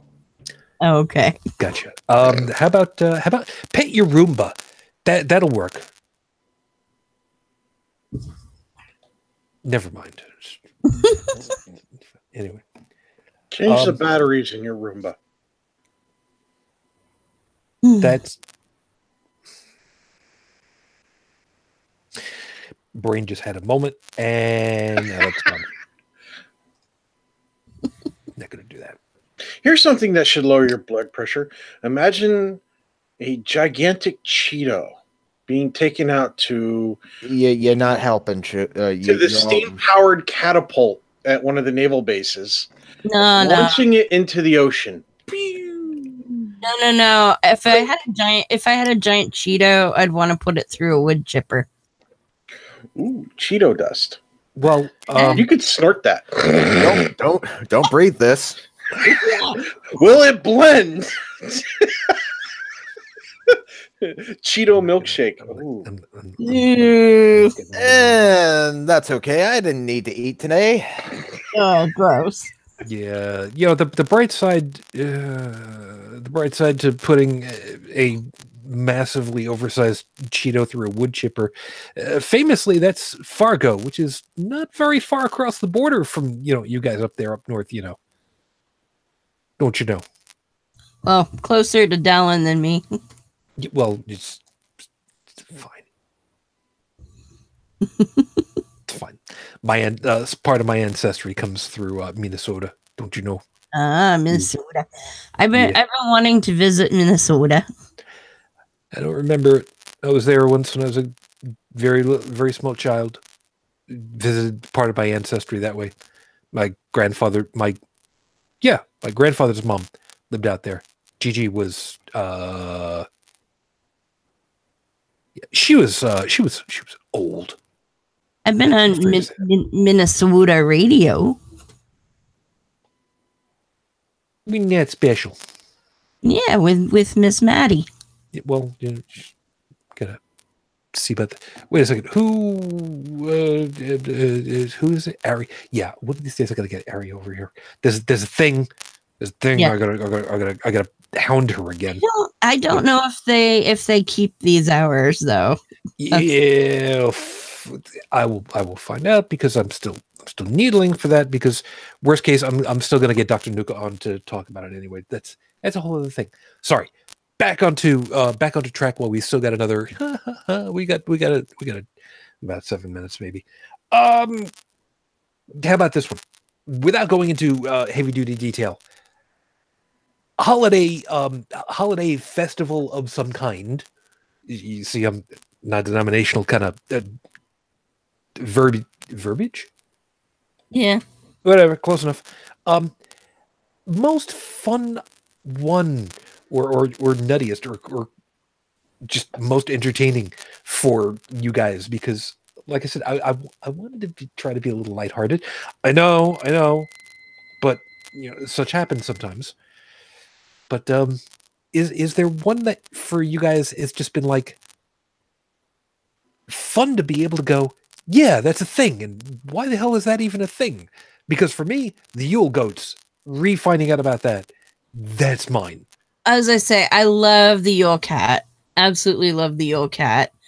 And I think it was it Stephanie? I have to roll back when I was talking about it ages ago now, said that we should send that kitty cat over to the White House. Yeah, that's what she said. Yep. But then again, but the problem is Cheetolini there is such a narcissist. We know he probably has new clothes for every damn day, so somebody has to like fix it so he can't wear new clothes on Christmas. And it'll have to be a male cat, because otherwise he'll just grab it and thanks. But and she'll want him to. Well, but Yule Cat's a lot bigger than anyone that he's been around before. I mean, if Yule Cat can just chomp him in his mouth, then okay, that's suddenly like column 2 on F list right now, so I'm done. But I mean, it's big enough that he can just eat people. You know, it's at least tiger lion size, if not bigger. So good luck grabbing that kitty cat. Yeah, for what it's worth, Stephanie's also put out there, or Krampus. Yes, Krampus. That's the one that got me. Now, oh, sorry. Go ahead. No, I was gonna say, like, I didn't know anything about it. I heard the name here and there. It was a couple years ago. I was in the theater, and I saw a trailer. It looked like it was going to be like some stupid romantic Christmas comedy show, which basically then turned into Scream the Christmas edition, because it was about Krampus. And and suddenly it's like, my reaction to that trailer was probably like the same as parents who went and saw the Sausage Party trailer. Kind of went, that is not what I was expecting, and then learning more that what Krampus was like. Okay, this is an interesting spin on things. Yeah, and then you, Joey, and me finding out about it and talking about it at length a couple of times on Friday nights. Now, I know it's not exactly holiday related in terms of like the traditional holidays, but what's it called? Wolfenute, which happened this year. Yeah, I don't know if any of you other guys have heard about this. No. Let me actually get the whole thing up on here, because you'll get a kick out of this. And then I have another Icelandic one that's not the Yule Cat. Okay. All right. And while Dalan's pulling it up, there it is. Effectively, you've got it already. Yeah. Okay.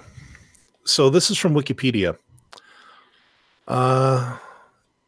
Okay, Wolfenut. November 23rd celebrates people who are kind to dogs. Aw. Now get this. It's a new holiday invented by a 7-year-old boy from Hamilton, New Zealand. After the idea was posted by his mother online, it went viral. And the official Facebook group has thousands of followers from all over the world, including lots of places. And because it is a new and evolving holiday, an official website has been created to explain and answer questions. The official holiday greeting is, and I quote, "Have a howly wolfenut." Okay. And I love the picture. I'll show this. I think you'll get a kick out of this.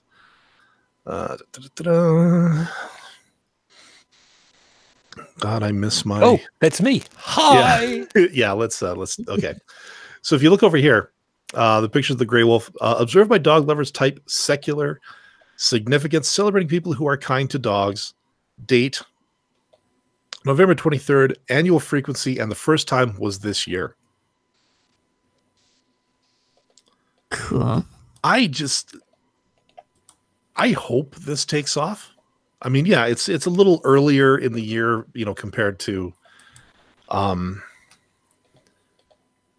compared to Christmas and stuff, but still. Yeah, it puts it around the same time frame as American Thanksgiving. Yeah. There's nothing wrong with that. Oh, I know why. Oh, that explains everything right there. It's so that those who are celebrating Wolfenut have somewhere to get rid of the extra turkey that's left over. See, now they need to come up with one for kitty cats. They're already revered as gods. You really don't need to give them anything extra special at this point. Come on. Well, they might take, they would appreciate it. They won't care. They'll just sit on... They'll knock over the tree and they won't even care. They will jump into a tree that's suspended 4 feet off of the ground and won't even care and just look at you from the branch going, what? Yeah. That just kind of goes with the territory. Yeah. It's even more fun when they're 4 months old and they have no fear of anything. Fair enough. You said you had another Icelandic one? I do. The Icelandic Yule lads. He's counting my tabs again. Sleepy, grumpy, happy, dopey. Dude, no Disney. No Disney.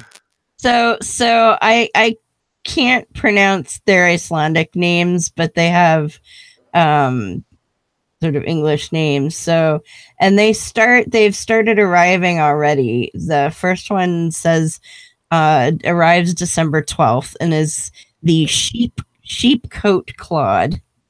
And it says he harasses sheep, but he's impaired by his stiff peg legs. So he has peg legs. Okay, do not throw any more innuendo at that one, please. Yeah. Way too Saskatchewan for me. And then we have the gully gawk, who hides in gullies waiting for an opportunity to sneak into the cow shed and steal milk. Then we have yes. Cow stall, not bull stall, right? It says cow shed. Okay, I'm just Steal milk, not latte. I've got a couple of people right now who are just like, oh, dude, really? It wasn't the latte, so don't worry. Got it. Stubby, who's abnormally short, steals pants to eat. What? Pans. Sorry, steals pans to eat the crust left on them. So I'm guessing they would make a lot of like meat pies and things, and he would most likely, yeah, steal the pan to eat the crust. Then we have the spoon licker, who steals spoons, a type of wooden spoon. I can't pronounce a polner. I can't pronounce that. It's pronounced punishment device. Anyway, he steals wooden spoons to lick them. He is extremely thin due to malnutrition because I guess all he eats is what's left on the spoon. Then we have the pot licker who steals leftovers from pots. Oh, and look, and here we have, oh, you can't see him. We have Yule cats come back. Miniature Yule cat, that is. So then we have the bowl licker, whom I'm assuming licks bowls. Oh, hides under beds, waiting for someone to put down their bowl, which he then steals. That would probably be a chamber pot. No, that was I was thinking too, but I don't think so. Let's hope not. Let's hope not, because I don't think he should be licking that bowl. Yeah. Door slammer likes to slam doors, especially during the night. It says what it does on the tin. Then we have Skyr Gobbler, a Yule lad with an affinity for skyr. I don't know what SKYR is. Give me 1 second. Okay, he's on the Google. I'm on the Google. We have the sausage swiper, who would hide in the rafters and snatch sausages as they were being smoked. Oh, okay. Skyr, as it's called, it's a type of yogurt. Okay, so he steals your yogurt. Yeah. Okay. Then we have the window peeper, a voyeur who would look through windows in search of things to steal. Right, that's what he's calling it now. Go right ahead, baby. I don't care. This one's good. The doorway sniffer has an abnormally large nose and acute sense of smell, which he uses to locate Laufbraude. I don't know what that is. Laufbraude. I may need. Okay, hold on a second. I may need a medical assist on this one. Brigid, I've heard that the clitoris has been referred to as the door knocker to Satan's doorway. Is that what I've heard correctly? It's the devil's doorbell. Okay, so not a knocker. Not a knocker. Okay, so he's a doorway sniffer. Huh? Yeah. Okay. Sure. Then we have Meat Hook, who uses a hook to steal meat. Candle stealer follows children. Meat hook is he can interfere with your pudding, because if you don't eat your meat, you can't have any pudding. Okay, well, probably intentional consequences then. Candle stealer follows children to steal their candles, which in those days were made of tallow and thus edible. Grilla, the mother of the Yule lads. Icelandic parents did scare their children from misbehaving by telling them that Grilla would come and abduct them. And lastly, I can't pronounce that. Lepaloi? I don't know. Leopold. Okay. Leopold. Who's the husband of Grilla? Says he's not that evil, but he's lazy. So those are the Yule lads. Yeah, if I remember right, Joe, didn't we have a discussion about some of these guys? I believe all of them. Yes. Yeah. And I'm sorry. I don't know which one.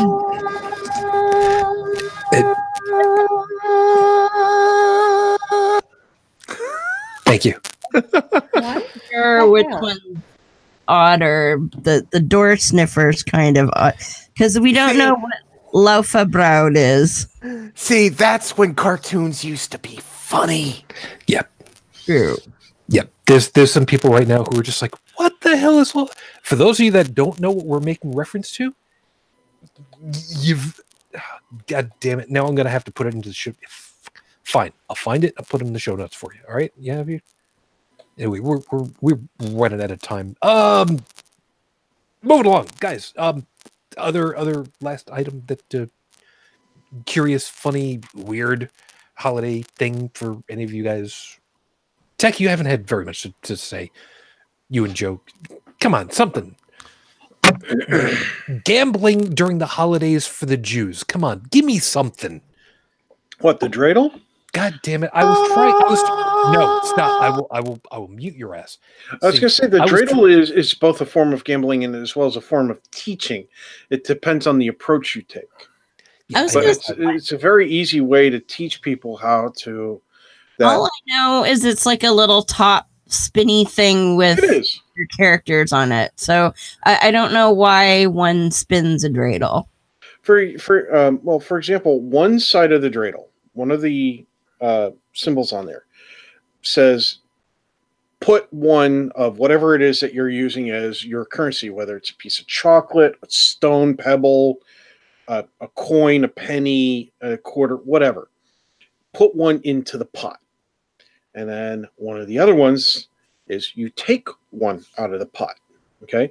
Ooh. So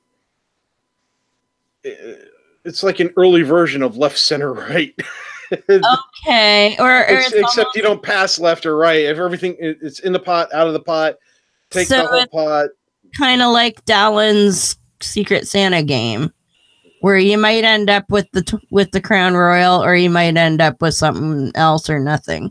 But instead of people going and willfully taking stuff, it's a matter of what does the top say to do. Right. The dreidel tells you. Okay. Right. And so it's definitely a form of people are going to get pissy about this, but it's a form of gambling because you're basically rolling a D4. It just happens to be in the top shape. And it's a kid's game. Well, it's more than a kid's game, and it's also a kid's game. So's freaking solitaire, and yet you can go to Nevada and play a game of solitaire and win money. People don't realize that.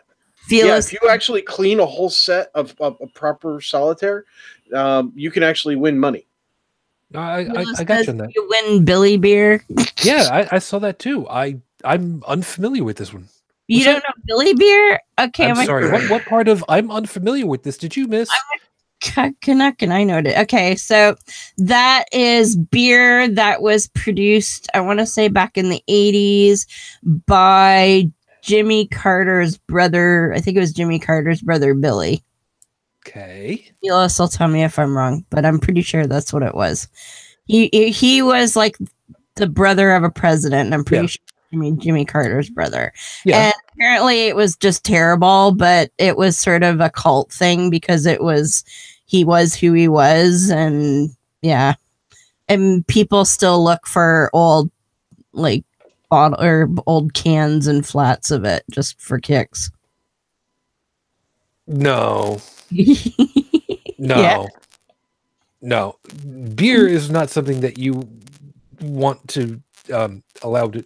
Okay. Oh, they don't like consume it now. Oh, I'm right. Felix says I'm right. So yeah, Jimmy Carter's brother. Okay.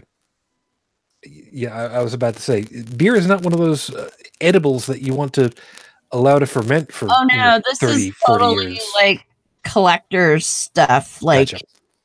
Yeah, because I saw it on a show, and I'm trying to remember what it was, but somebody had I think it was like Antiques Roadshow or something, and they had like a whole unopened flat of Billy Beer, or like a case of it, and they were like, "Hey, is this worth anything?" And they're like, not much, but interesting find." Yes, it's one step removed from a hand grenade. Throw it, it'll explode because it's got that much left in it. Yeah. I was wrong. I was wrong about the vintage though. He made it first in 1977. Which would coincide with him going into office. Okay, which makes a little bit of sense. Joe, I know that you. How about a little way to kind of drop the blood pressure? What are the fun or funny or silly holiday things that you might remember? maybe, maybe not. Or not. I'm guessing he stepped away again for a couple moments. Brigid, I'll throw it for you because... Just quickly, Fila said that a case of Billy beer sold for over $800 recently. Wow. Sure, yeah, why not? Okay. Bridge. Mm-hmm. Yeah, so strange, silly, cute, funny holiday thing that you remember, know about, or something? Not really. I'll just wish everybody a cool Yule. Yeah, like that. That's fair enough. And Yeah, like I said, for me it was the goats because I mean hashtag Yule goats. I mean, yeah, what are you gonna do? And I guess we'll. Dalan, did I don't know. Did I've spoken enough. I mean, we have. I don't know, like cute, interesting. I just remember a lot of stuff about home. Like when I think about Christmas, you know, the things the town used to get up to. You know, the Christmas tree in the middle of Main Street, the open skating rinks, the longboats on the ocean. I know, not quite that, but but no, like driving around. My dad used to drive us around to all the houses. We'd look at the Christmas lights everybody put up. A lot of stuff I miss, and if I were to go back there now, none of it would be there because there's nobody bothered to take care of those traditions. You know, things change. You know, that's the, you know, not to turn it political or anything, but that's a lot what happens when you know, we talked earlier about the companies and how, you know, they don't really give a damn about the employees anymore. And that kind of demoralizes them to like, well, why should I do anything at any time? Because what's the point? There's things like that just find a way to suck the joy out of living in general. And what a lot of them don't realize is the price you pay is you don't see that festive air of bygone days anymore because there's no point. Yep. Fair enough. And really quickly over in the chat, Kenny had just joined us over. Hi. What's going on is we're actually about to close up our show for the evening, unfortunately. Just a couple of moments, but what you settled into was a talk show called, well, as you saw, Holy Crap. And we kind of talk about a whole bunch of stuff from a skeptical point of view to try to figure out what's what and why it should even matter. So feel free to kind of look back through the stuff and see what you think. And if you like it, cool. And if you don't, that's okay. You popped in, so thank you. Joe, I don't know if you made it back at this point, but I figured hit you really quickly one last time. Yes, no, maybe? Fair enough. Seriously, was there any last minute item that a holiday thing that you liked, fun, quirky, whatever? You know, given my family history, I don't have a whole lot of particularly good holiday memories. Understandably so, but one thing that there was no shortage of was the Christmas morning paper fight.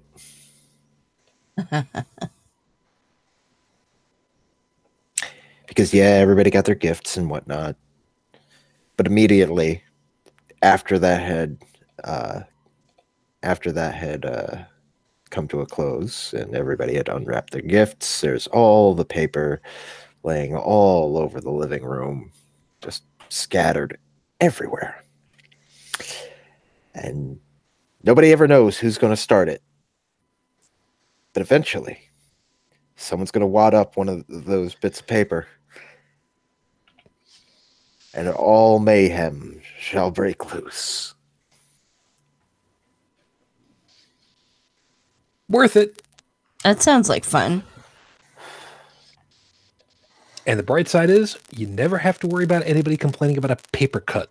Yeah. Because that never happens. Not with wrapping paper, at least. My mother would have a fit. She's such a clean freak. Oh, well. I know I said the Yule Goats was probably the one thing that I'll remember for a very, very long time now, because I mean that is for me one of the quirkiest and coolest things. But I think one of the best things about the holidays that I will continue to try to remember, because it's worth it, is listening to the commercials from the New York City area of Tom Carvel droning on about how you could get your ice cream Santa because Carvel did that every damn year. Great. Ice cream Santa? Ice cream Santa. Yep. Now see, Carvel ice cream Especially Santa. in New York State, where it's almost worse than Canada as far as weather goes. What was the other thing that I had to find the thing of? We were talking about. Excuse me. There was something else I was going to have to find the video of. Now, crap, I can't remember what it was. Don't know. Because I didn't write it down.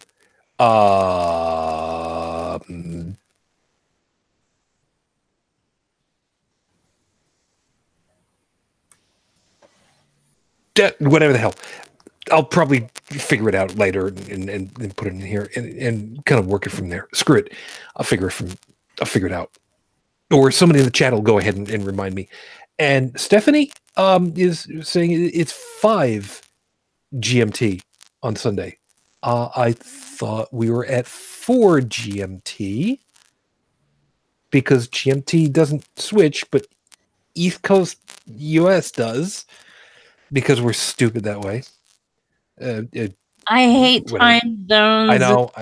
Time changes. I know.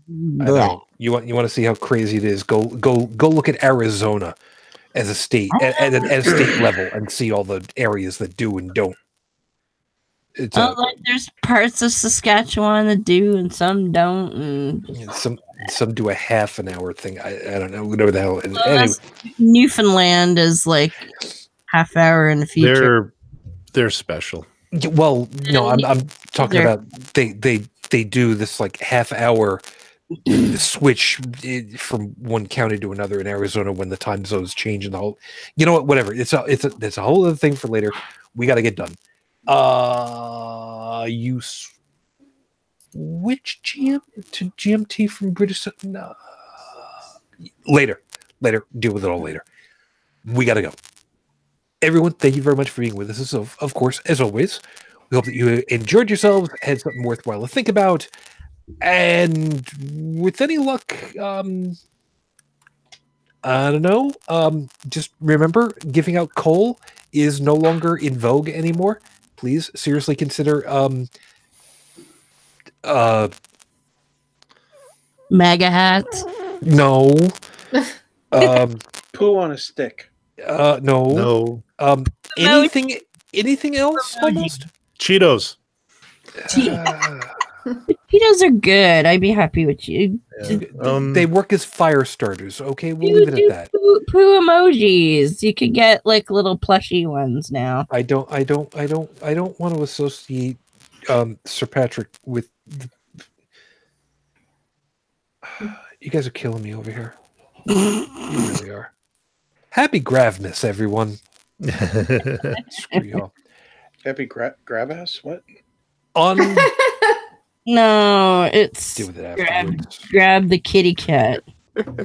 Anyway, before I start coughing again, because I'm about to, thank you everybody for being with us tonight. UnrenownedTech, thank you very much for your time. You try very desperately to have a good holiday season, please. Yeah, I will. Let's see what I can do.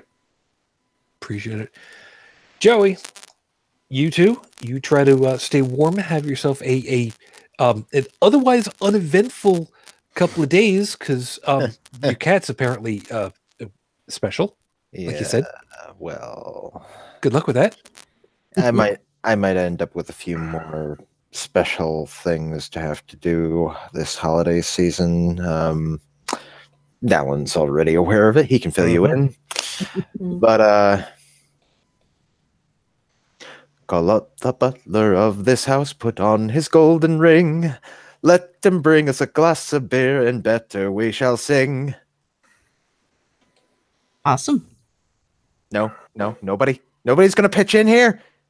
Where's your holiday spirit? Damn it! My holiday spirits have already been completely consumed. So, thank you. You're welcome. I haven't had anything to drink today, so. You can. That's just perfectly fine. You could piss off. I'll tell you why that's funny in a second. Good night, Joe. Fine. Brigid, thank you, of course, for your time, and you're going to appreciate this. I got a buddy of mine over on Facebook who is recovering from surgery. He had a replacement kidney put in, and he went ahead and said that he'll be allowed to leave the hospital when the kidney starts working. So instead of like all these other people who were praising God and thanking the hospital, I basically said, and exactly this, piss off. So he appreciated that. Yeah. Thank you for your time, hon. You have yourself a good holiday season too. Oh, you too. I'll see you next week. And and if you want to find me, you can read my musings at brigidfitch2112.wordpress.com or send me a friend request on Facebook, Brigid Fitch. Thank you, hon. Look at the bright side. It's better for you to go ahead and do it than for me to do it, because you know how I'd be. No better than that. Heretic Woman. So does this mean that you guys are actually back in session properly now? Oh, we were. So actually, we're not going to do a show this week because it's Christmas Eve. So, but we just did one, which like on Monday, which was really funny, and you should all watch it. We did a show talking about the wild and wacky world of holy relics. Oh, perfect. Oh, yes. Do you know how many foreskins Jesus had?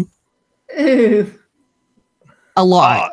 I don't know. Did he have a key ring kind of like the janitor at a school?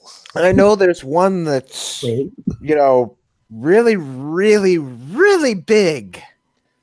Apparently, that happens to be circling. Can't really seem to. That's Saturn. You had to spoil it, didn't you? I did. It depends on who you talk to. There's either a shit ton of little ones or a big one or anything in between. But yeah, there's a lot of them. A lot of them. And his isn't the only junk related one floating around either. So if you want to find out all about the bizarro things that people have kept as holy relics, you can pop on over to my channel, Beyond the Trailer Park. We're usually live Mondays at 7:30 p.m. Eastern. As I say, we're not going to do a show live this week because it is Christmas Eve, and I know Morgan has plans elsewhere and stuff, and I have people coming the next day. It's just going to be a little crazy, so take the night off. Yes, Joey. So apparently, not just a Messiah, not just a zombie, but also apparently an echidna. You folks down in Australia, you'll get the joke. Oh yeah, there basically was no part of the body that didn't get made into a holy relic. Even Mary's breast milk.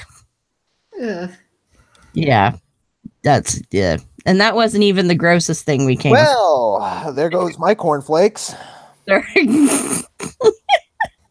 Well, there was a saint. I can't remember her name, but you could have the milk with a bowl of her fingernail clippings because they kept those too. But anyway, so yeah, You're done. You're done. Okay, you're done. You're done. You're done. You're done. 7:30 p.m. Eastern, or go see my channel Beyond the Trailer Park.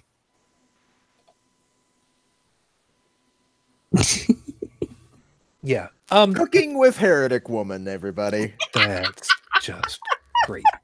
That's just great. Dalan. Yeah. I've got several liters of wine in the closet. I might imbibe some now to try to get that out of my ear. What do you got? My usual shtick, of course, curating and taking care of the audio version of this show over at holycrapthevlogcast.com. And for those nights when I just got something to say that, I don't know, call it catharsis, call it trying to relieve heartburn, whatever, you can catch that over at inthewind.yo5.ca. Thank you, man. And as an aside, although more than likely most of you are probably not going to catch this in time, normally speaking, Monday nights I have one of my DJ sets out of Second Life. Monday being Christmas Eve, I have decided that I will go ahead and be on for my my usual thing. Instead of doing 2 hours, I'm probably going to end up doing 3, just to give some folks that have to be prepping for the next day and need somebody to hear other than just the prepackaged music thing. Am I going to be doing a whole bunch of music for Christmas? Probably some, but as usual, I'm just not going to be completely satiated with that.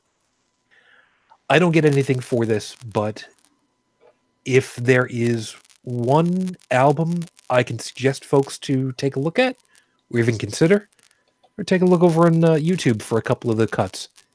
Chicago did a bunch of Christmas music back in the late 90s, as I recall, in 2013. I forget when the album came out, but they did some really, really great renditions of classics. Stripped the music down to its bare essence and rebuilt it from the ground up in their own personal style. They have the only version of Feliz Navidad I can stomach. And I love it. So, on behalf of the crew, on behalf of all of us over here, and all of our circles of friends and family of choice, may you all have a safe holiday season.